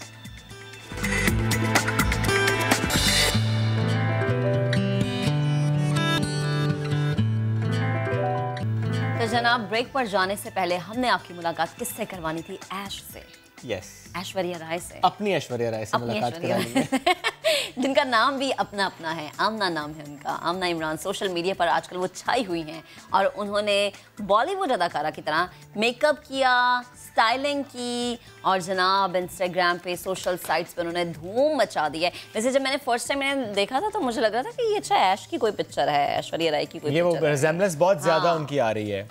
तो जनाब हमारे साथ मौजूद भी हैं आज वो फ्रॉम अमेरिका, पाकिस्तानी निजात Amna Imran is with us. Amna, good morning, कैसी हैं आप? ऑफ कोर्स वहाँ गुड मॉर्निंग नहीं है, बट हमारी गुड मॉर्निंग है। गुड मॉर्निंग, अस्सलाम वालेकुम पाकिस्तान। वालेकुम सलाम। आमना, थोड़ा सा अपने बारे में बताएं, कितने अरसे पहले पहली बार आपको कहा गया या आपने खुद ये देखा कि आपके फीचर्स ऐसे हैं जो ऐश्वर्या राय जैसे हैं, फिर आपने और उसको पॉलिश किया, ज़रा मेकअप ऐसा किया, फिर पिक्चर्स पोस्ट की, कब हुआ ये? ओह शुक्रिया, बहुत बहुत। एक्चुअली मैं जब I would say around 8th grade या 9th grade जब मैं थी, लोग ऐसा जो मेरे साथ होते थे बोलते थे, मैं ये सब कह रही हूँ very humbly, कहते थे कि आप ऐश्वर्या राय से मिलते हैं, you know, माशाल्लाह मुसलमान ऐश्वर्या राय, पाकिस्तानी ऐश्वर्या राय, अफगानी Aishwarya Rai. Or since then, I've been thinking, I was like, you know what, I'm just going to start putting pictures up for myself. So as I put pictures up, being myself, and a few videos here and there of Aishwarya Rai's videos, till, you know, people started noticing, and it's been an awesome ride since then. Great. मुलाकात का कभी कोई शौक हुआ कि ऐश्वर्या राय से मुलाकात करनी हो? जी बिल्कुल, अगर मुलाकात हो तो I would offer her चाय। फैंटास्टिक टी वाली। अच्छा आमना, मुझे बताएं कि हमेशा ऐसा होता ना कि ख़वातीन मेकअप के बाद कुछ अलग सी लुक आ जाती है आपकी, कि आप मेकअप के बाद फ़ौरन से अलग लग रहे होते हैं, तो क्या मेकअप के बगैर भी लोग आपको यही कहते हैं कि आपके फीचर्स ऐश्वर्या राय जैसे ही हैं, या जब आप मेकअप करती हैं, लिपस्टिक लगाती हैं, या वैसा आईलाइनर या वैसी स्टाइलिंग, तब वो वाली लुक आती है? बहुत शुक्रिया पूछने का। Actually, just I believe that Allah Subhanahu wa Taala created everybody and every single thing. बेशक। And or makeup के बगैर भी, you know, and I believe everybody is beautiful in their own way. True. And I have been created, alhamdulillah, के even without makeup, naak, lips, chehra, face cut, everything. I would say I resemble her, and we resemble each other. Okay. It's ये सिर्फ अल्लाह के कुदरत है, and I'm saying all of this very humbly. Great. एक और सवाल पूछूं आपसे, can you see me? Yes, we are watching you. Yes. आप दोनों को नहीं देख सकती हूँ मैं अभी। Yes, because आप हमारे साथ I guess Skype या Zoom पे कनेक्ट हैं, but जरा हम आपको देख सकते हैं इस वक्त। हम अपनी ऐश्वर्या राय को देख सकते हैं। हम अपनी ऐश्वर्या राय, अपनी आमना इमरान उर्फ ऐश्वर्या राय को देख सकते हैं। अच्छा आमना, थोड़ा सा अपने बारे में बताइए। You're a blogger as well, तो क्या करती हैं आप? I'm alhamdulillah, I'm educated America में, I have my medical professional degree. मैं travel करती हूँ अमेरिका में, और and I take care of nephrology patients, dialysis patients. Okay. जो yeah. जबरदस्त। पाकिस्तान आने का इत्तेफाक होता रहता है या नहीं? हाँ जी बिल्कुल, और इंशाल्लाह जरूर आऊंगी, और जल्दी से आऊंगी इंशाल्लाह, very soon। और आपके साथ, आप दोनों के साथ ही बैठूंगी इंशाल्लाह। फिर हमारी जो ऐश्वर्या राय वो यहाँ पर बैठी होंगी। अच्छा आमना, मुझे बताएं कि वैसे आपकी फेवरेट एक्ट्रेस कौन है? बॉलीवुड, हॉलीवुड या लॉलीवुड? आपको कौन पसंद है? किसकी अदाकारी बड़ी अच्छी लगती है? मेरे अमेरिकन एक्ट्रेस है एक, एंजेलिना जोली पसंद है। She is an excellent actress, and Tomb Raider में भी वो उसने काम भी किया है, Tomb Raider में भी, and there's a couple of other movies I liked of hers, and Bollywood में I like Aishwarya Rai, and जब छोटी भी थी वो माधुरी पसंद थी जी। खुद कभी शौक हुआ शोबिस में आने का, या कोई ऑफर हुई, और स्पेशली तब जब कि आप सोशल मीडिया पर बहुत डिस्कस हो रही हैं that you look like Aishwarya Rai? शुक्रिया पूछने का। Actually, the funny thing is that before all of this happened, since January 14, मैं तो पढ़ रही थी, to become a doctor, to apply to medical schools, and mashallah जब मुझे पता चला that there's a couple of Pakistani artists। ठीक है, I guess distortion हो रही, but anyways, आमना बहुत अच्छा लगा आपसे बात करके। Thank you very much. जब पाकिस्तान आएंगी तो से मुलाकात हम इंशाल्लाह करेंगे। चलिए जी, बढ़ते हैं आगे। और बलोची सकाफत का मुश्किल तरीन साज, नाम भी इसका जरा मुश्किल है, सुरोज, इससे निकलने वाली धुनें सहर तारी कर देती। बिल्कुल। गवादर के अकबर बलोच गुज़श्ता 60 सालों से सुरोज पर अपनी उंगलियों का जादू जगा रहे हैं और शहरियों को मुनफरिद धुनों से महजूज करते नजर आ रहे हैं। इस कदीम साज पर शयान सलीम ने बड़ी प्यारी सी रिपोर्ट तैयार किया, ये आपको दिखाते हैं।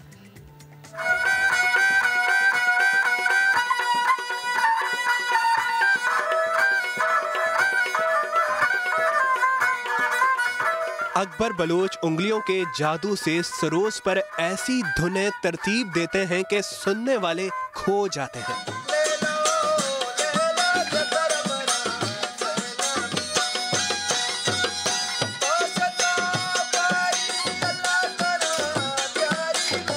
ये साज उन्होंने अपने वालिद से सीखा।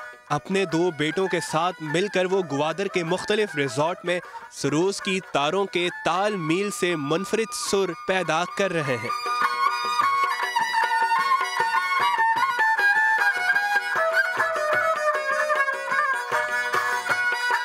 इसके 18 तार जबकि 12 राग होते हैं। चाना पता सज्जेना नाम करें, इशिया गुशी बाम, इशिया गुशी लापसीम, इशिया गुशी गोर, Shiaushi Gor, Shiaushi Zil, Shiaushi Teep, Shiaushi Sherbam। आजकल इनकी म्यूज़िकल होता है, उसमें सुर तो ऑटोमेटिक ही खुद होते हैं ना। आपको पता होता है कि ये कौन सा सप्तक है, पहला काला है, दूसरा काला है, तीसरा है, चौथा सफ़ेद है, पिलाना है और पिलान टाट है। लेकिन इसमें टाट खुद ढूंढना पड़ता है और इसमें राग भी खुद ढूंढना पड़ता है। ये जो काम करता है सारे उंगलियों पर होता है, ये सुर निकालना उंगलियों का काम है। अकबर बलोच ने इस मौसीकी के आले में अपने आप को फना कर लिया है। 60 सालों से वो सरोज बजा रहे हैं।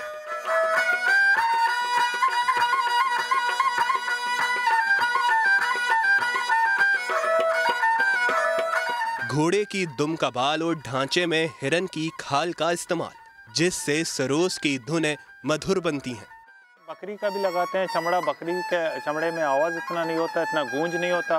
और घोड़े के दुम के जगह पे आजकल तारें भी निकली हुई है प्लास्टिक की, वो भी लगवाते हैं, लेकिन उनसे आवाज़ इतना जब इन चीज़ों से होता है उनसे नहीं होता है। Akbar Baloch Australia, Dubai, London समेत मुख्तलिफ ममालिक में इस साज की धुनें बिखेर चुके हैं। जदीद साजों के आने के बाद से कदीम रिवायती साज का इस्तेमाल कम होता जा रहा है। अकबर बलोच जैसे इक्का दुक्का ही खानदान है जिन्होंने इस बलोची सरोज साज को जिंदा रखा हुआ है। वो कहते हैं इसके तहफ़्फ़ुज़ के लिए सरकारी सतह पर काम होना चाहिए। कैमरामैन फैसल आगाई के साथ शायाम सलीम, समा, ग्वादर। आगे बढ़ जाते हैं। आमतौर पर वालिदैन की शिकायत होती है कि उनका बच्चा घर में मोबाइल फ़ोन इस्तेमाल कर रहा है। बहुत सारे वालिदैन इसे हालात की वजह बताते हैं और कई के मुताबिक मुनासिब जगह ना होने की वजह से बच्चा फिजिकल एक्टिविटी से दूर रहता है, इन्वॉल्व नहीं हो पाता, इसलिए शायद बच्चे मोबाइल में इतना घुस जाते हैं। हमारे और पूरे पाकिस्तान के एंकर मोहम्मद शुएब कराची में कैसी जगह गए जहाँ माँ और बच्चे दोनों के लिए फिजिकल एक्टिविटी होती है, माँ और बच्चा दोनों फिजिकल एक्टिविटी में इन्वॉल्व हो सकते हैं। कौन सी है ये जगह, आइए देखते हैं। मैं मोबाइल इस्तेमाल कर रहा हूं, लेकिन मेरा मसला ये है कि मेरा बच्चा बहुत ज़्यादा मोबाइल इस्तेमाल करता है। बहुत से पेरेंट्स यही शिकवा करते हैं कि बच्चे कार्टून्स देखते रहते हैं। आज नया दिन के इस सेगमेंट में कुछ भी नया नहीं है, मसला भी पुराना है, हल भी पुराना है, लेकिन नए सिरे से इसको दोहराना है।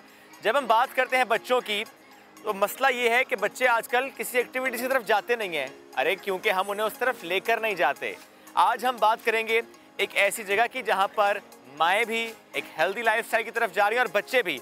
वो जगह है जनाब KMC स्पोर्ट्स कॉम्प्लेक्स का ये हिस्सा, जहाँ पर बच्चे करते हैं स्केटिंग।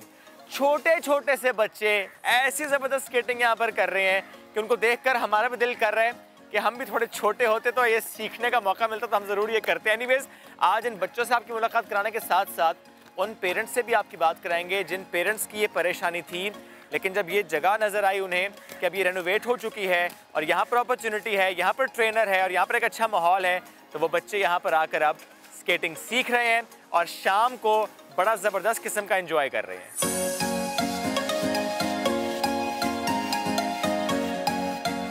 छोटे छोटे से बच्चे बड़ी ज़बरदस्त स्केटिंग कर रहे हैं। उन बच्चों से बात करते हैं। एक बच्चा मेरे पास आ चुका है। क्या नाम है आपका? मेरा नाम शाज़ैन है। शाज़ैन, स्केटिंग तो बहुत अच्छी कर रहे हैं आप। हाँ, मैं बहुत अच्छी कर रही हूँ। आपको स्केटिंग बहुत पसंद है? हाँ, मुझे पसंद। अच्छा, मुझे बताओ, कार्टून्स भी देखते हो मोबाइल फ़ोन पे? हाँ, मैं गेम खेलता हूँ मोबाइल। अच्छा, तो मम्मी आपको कहती हैं कि फ़ोन यूज़ ना करो, कार्टून्स ना देखो? हाँ, नहीं देखो। वो तो ठीक कहती है ना फिर? हाँ, बोलती है टीवी बंद कर दो।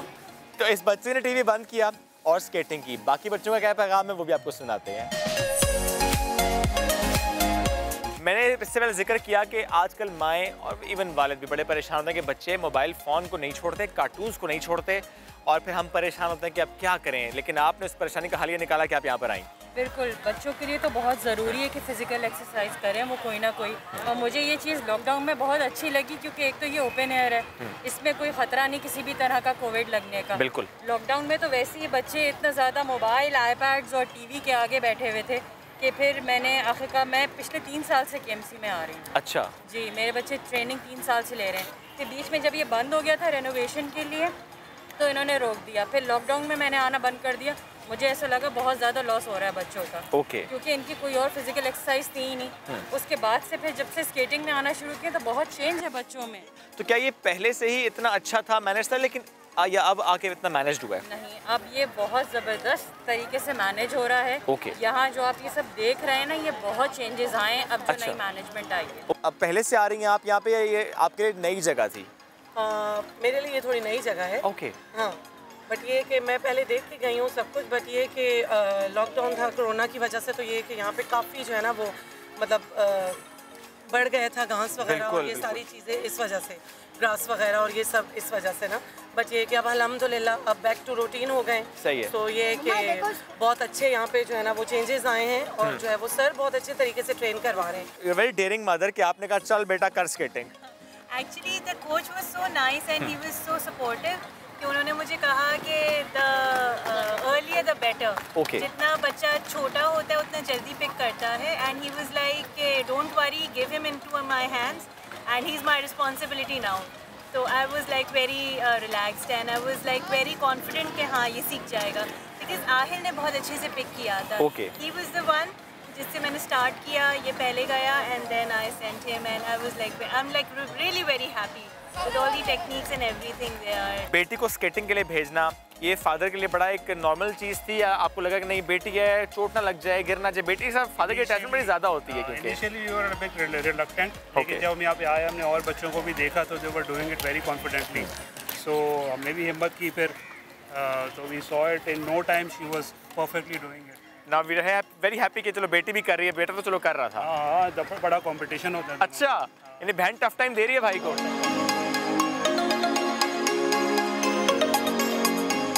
पहले हो रही थी स्केटिंग, अब हो रहा है फुटबॉल मैच। बच्चे खूब खेल रहे हैं, खूब थक कर जाएंगे, जल्दी सोएंगे, early the morning next day उठ पाएंगे, फिर फौरन से स्कूल जाएंगे। तो ये है एक हेल्दी रूटीन इन बच्चों की due to this place KMC sports complex.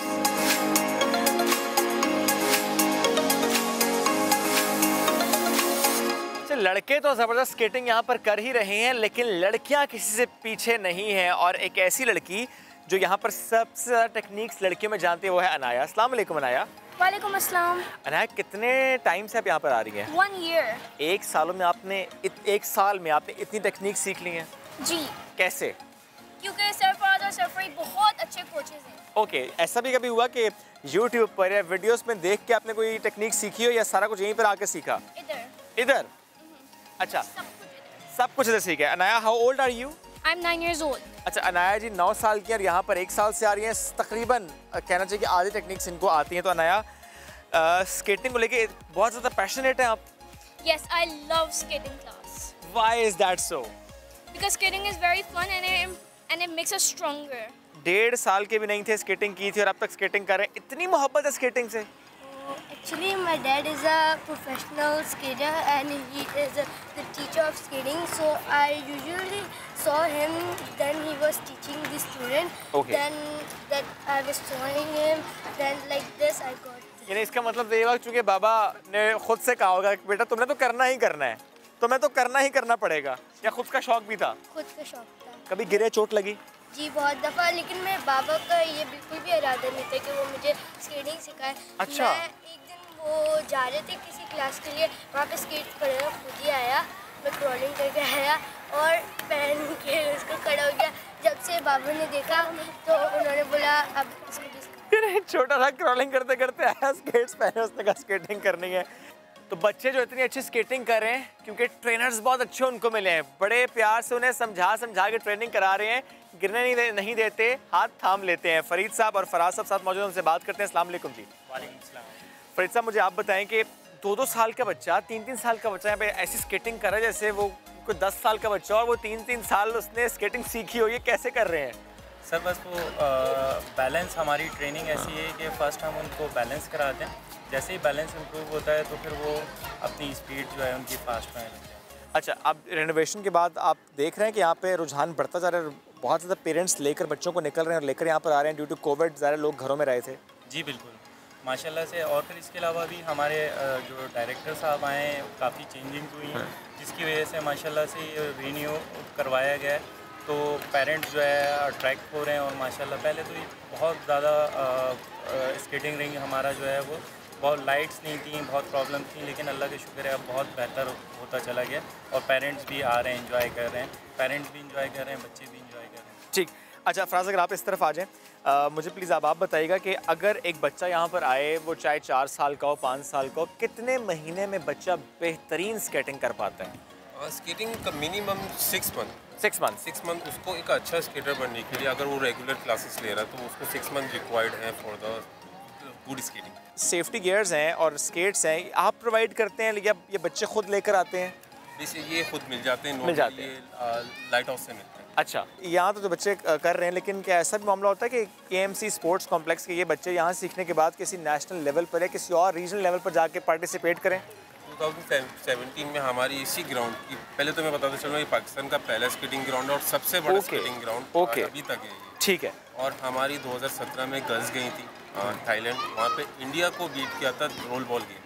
अच्छा। उसके बाद 2018 में मैं सर फरीद और मैं 2018 में गए थे, हम दोबारा थाईलैंड गए थे, जिसमें हमने बॉयज़ ने इंडिया को बीट किया था फाइनल में। तो जनाब, जब ट्रेनर्स इतने शानदार हों, वो ख़ुद इतने ज़्यादा अचीवमेंट्स होल्डर हों, तो फिर सारे अब जो बच्चे जिनको वो सिखा रहे हैं वो अभी भी अचीवमेंट होल्डर्स हैं और आगे चलकर मज़ीद अचीवमेंट्स अपने बैग में वो समेटेंगे।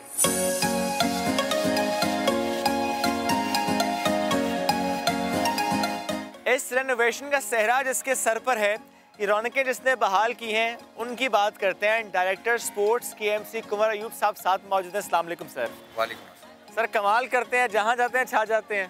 ये कमाल तो आप करते हैं, आप जहाँ आते हैं। अस्सलाम वालेकुम। सर, मुझे बताएं कि जब आपने चार्ज संभाला उससे पहले से आप यहाँ पर आ रही हैं, सिर्फ इस हिस्से की अगर बात करूं, स्केटिंग एरिया का जो वॉकिंग साल में आपने इतनी तकनीक सीख ली है जी।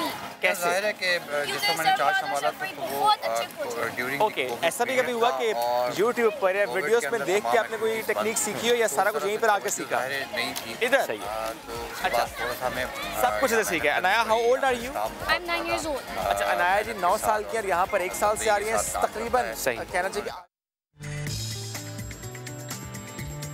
तो जनाब, ये एक मसला था जिसका हल मोहम्मद शेब ने बता दिया, लेकिन कुछ टेक्निकल इशू था जनाब, वो ऑडियो का मसला था। हम दोबारा इस पर आगे चलकर बात करेंगे। एनीवे, जब हम बात करें मसलों की और उनके हल की, तो ज़ाहिर कुछ जहनी उलझने भी होती हैं, कुछ जहनी मसाइल भी होते हैं, लेकिन उनका हल तलाश करना भी उतना ही ज़रूरी होता है।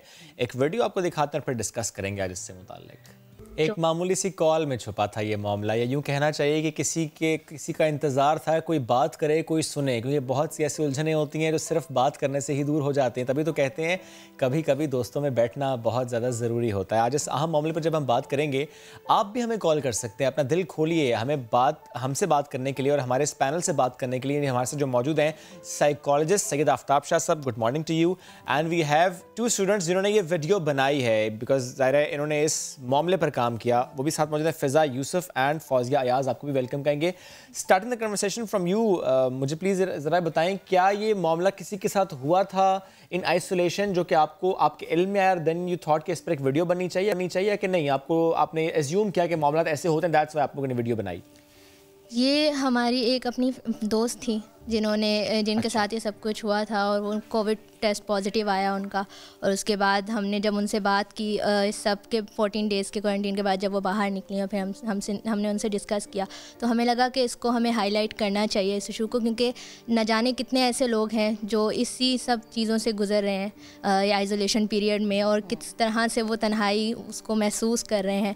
तो वो लोगों को ये मालूम होना चाहिए कि किस तरीके से वो उनकी हेल्प कर सकते हैं जो 14 डेज़ के आइसोलेशन में है। अच्छा, मैं थोड़ा सा इस पर क्रिटिसिज्म मेरा सिर्फ इतना सा है कि जब कोविड स्टार्ट हुआ था उस वक्त मामला खासे मुख्तलिफ थे, उस वक्त आइसोलेशन एंड क्वारंटीन से मुतालिक मामला बहुत डिफरेंट थे, उस वक्त वाकई ये डर खौफ था। आपको नहीं लगता कि अब एज अ पाकिस्तानी हम थोड़ा सा ज़रा स्ट्रॉन्ग हो गए, और अब आइसोलेशन हो, क्वारंटीन हो, या फॉर दैट मैटर खुदा ना खासा हॉस्पिटलाइजेशन भी हो, तो हमें मालूम खौफ था वो खौफ खत्म हो गया? जी एग्जैक्टली, अब हमारी जो है वो इम्यूनिटी स्ट्रॉन्ग हो गई है, हम थोड़ा सा डिसेंसिटाइज हो गए हैं इस मामले को लेकर, मगर इसका मतलब ये नहीं कि खतरा टल चुका है।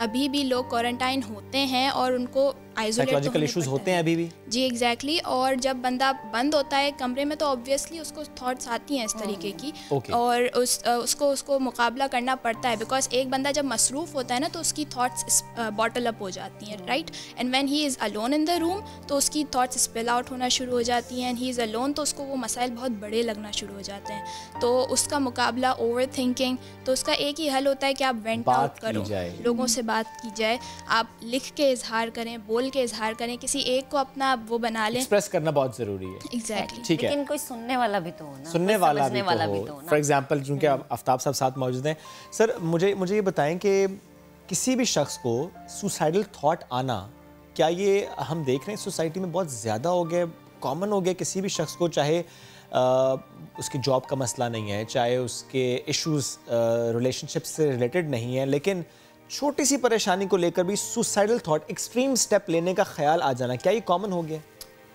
सुसाइडल थॉट्स को तो साइकोलॉजी में हम लोग कहते हैं सुसाइडल आइडिएशन। सुसाइडल आइडिएशन यानी ये होती है कि जैसे कि आपको सोच आती है, आप कंसिडर करते हैं और सुसाइड के बारे में प्लान भी करते हैं एक्टिवली।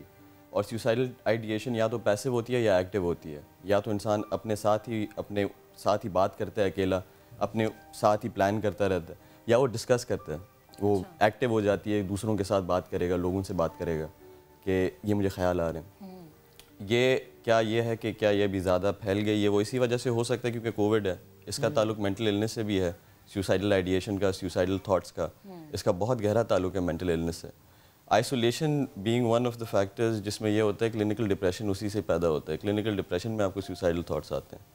तो बिल्कुल ये है कि कोविड ने इस चीज़ को बढ़ा दिया है। लेकिन किसी भी शख्स को एक बार भी चाहे ज़िंदगी में सुसाइडल थॉट आया हो तो ये क्या इंडिकेट करता है? वो टेम्परेरी फेस था या कि नहीं? अगर एक बार भी ऐसा थॉट आया है, आपने सोचा है, आपने प्लान किया या आपने किसी से जिक्र भी किया है, तो इसका मतलब है कि चाहे अब आप उस पर बात नहीं कर रहे, बट ये मसला कुछ ना कुछ है आपके साथ, क्योंकि एक्सट्रीम स्टेप लेने का सोचना इट्स एन इशू। तो मैं आपको सिर्फ आसान ज़ुबान में अगर कि आपके व्यूअर्स को थोड़ा सा समझा दूं, जैसे इन्होंने भी अभी कहा था कि एक सोच ऑब्वियसली आती है अगर आप अकेले बैठे हुए हैं, तो इसको हम साइकोलॉजी में नेगेटिव इफेक्ट कहते हैं कि बाहर के जो दुनिया है, जो भी चीज़ें हैं, उसको आप एब्जॉर्ब नेगेटिवली कर रहे हैं। तो नेगेटिव इफेक्टिव उसको आप टेस्ट कर सकते हैं, down to the very number, आप परसेंटेज बता सकते हैं किसी के इंसान की कि इतना नेगेटिव इफेक्टिविटी है इस इंसान में। अच्छा, कि वो नेगेटिवली इंटरप्रेट कर रहा है, बाहर के एनवायरनमेंट को एब्जॉर्ब कर रहा है नेगेटिवली। अब वो नेगेटिव चीज़ें, सेल्फ एस्टीम से उसका इशू होता है, कॉन्फिडेंस में इशू होता है, बहुत सारी, जैसे अ पर्सन बिकम सैड, तो वो सारी चीज़ें आपको उस तरफ डाइवर्ट करती हैं। उसमें एक चीज़ है कि वो आपको नच कर सकती हैं सुसाइडल थॉट्स की तरफ। तो पहली बुनियादी चीज़ ये है कि आपकी नेगेटिव इफेक्टिविटी कितनी है। इन सारी चीज़ों में who is going to basically interpret कि आपके साथ ये मसला है, तो वो एक मेंटल हेल्थ एक्सपर्ट ही हो सकता है। अच्छा। आपका घर वाला नहीं हो सकता? घर वाला ऑब्जर्व कर सकता है कि नेगेटिवली इंटरप्रेट किया जा रहा है, सेंसिटिव है इंसान, जो चीज़ उसको बोलो, कंस्ट्रक्टिवली भी बोलो कि रूम से बाहर निकलो for example and interact with people. तो अगर ये क्लिनिकल डिप्रेशन है तो वो इंसान उसको भी नेगेटिवली ले लेगा। आप किसी को कॉम्प्लीमेंट करेंगे तो वो बोलेगा कि नहीं, ये मुझे ऐसे ही कॉम्प्लीमेंट कर रहा है मेरा दिल बहलाने के लिए। तो वो सारी चीज़ें ये काउंट करती हैं, छोटी छोटी चीज़ें। जो भी आप उनको पॉजिटिव बोलेंगे उसको नेगेटिवली इंटरप्रेट करेंगे। लेकिन कुछ लोगों की तो नेचर होती है हर चीज़ को नेगेटिव लेना। क्या उसका मतलब ये है कि वो भी नेगेटिव एनर्जीज को एब्जॉर्ब कर रहे हैं या उनकी नेचर ही है ये मैंने जैसे कहा कि अंदेशा है कि मेंटल इलनेस है, तो आप साइकोलॉजिस्ट के पास जाएँ। कोई किसी की तारीफ करे और वो उसको नेगेटिव ले, ये मेंटल इलनेस है? जी जी जी, इसका एक मतलब मैं ये नहीं बोलूँगा कि बिल्कुल है ही है, लेकिन एक सिम्टम है। Negative effectivity is a symptom of mental illness. It's not in itself is a mental illness, I would have to correct my self. लेकिन ये है कि एक सिम्टम है कि जिसमें अगर नेगेटिवली आप इंटरप्रेट कर रहे हैं अपने एनवायरनमेंट को, तो आपके साथ कोई इशू है जो कि पास्ट में सेल्फ एस्टीम से रिलेटेड है, आपके सेल्फ कॉन्फिडेंस से रिलेटेड है, कोई आपको सेल्फ लव नहीं है, एक सेल्फ कॉन्सेप्ट नहीं है कि मैं कौन हूँ। अगर कॉन्फिडेंस इंसान में होता है तो आप कॉम्प्लीमेंट को एक्सेप्ट भी करेंगे, लेकिन अगर खुद ही आपके अंदर कॉन्फिडेंस नहीं हो तो आप बोलेंगे कि नहीं, ये झूठ बोल रहा है शायद। आफ्ताब, जैसे हमारी सोसाइटी में चीज़ बड़ी कॉमन सी हो गई कि अच्छा अब खुदकुशी एक वाहिद हल है। कुछ वीडियोस गुज़श्ता दिनों हमने देखी भी, तो ये चीज़ क्या पूरी सोसाइटी इसका मतलब दिमागी तौर पे परेशान है या हमारा मुआशरा वैसा बन चुका है? कोविड को मैं बोलूँगा इसमें जनरली जो है ये वाली चीज़ के आइसोलेशन, ये हमने अनप्रेसिडेंटेड है, हमने कभी भी नहीं देखी कि आप एक कमरे में लॉक हो जाएं।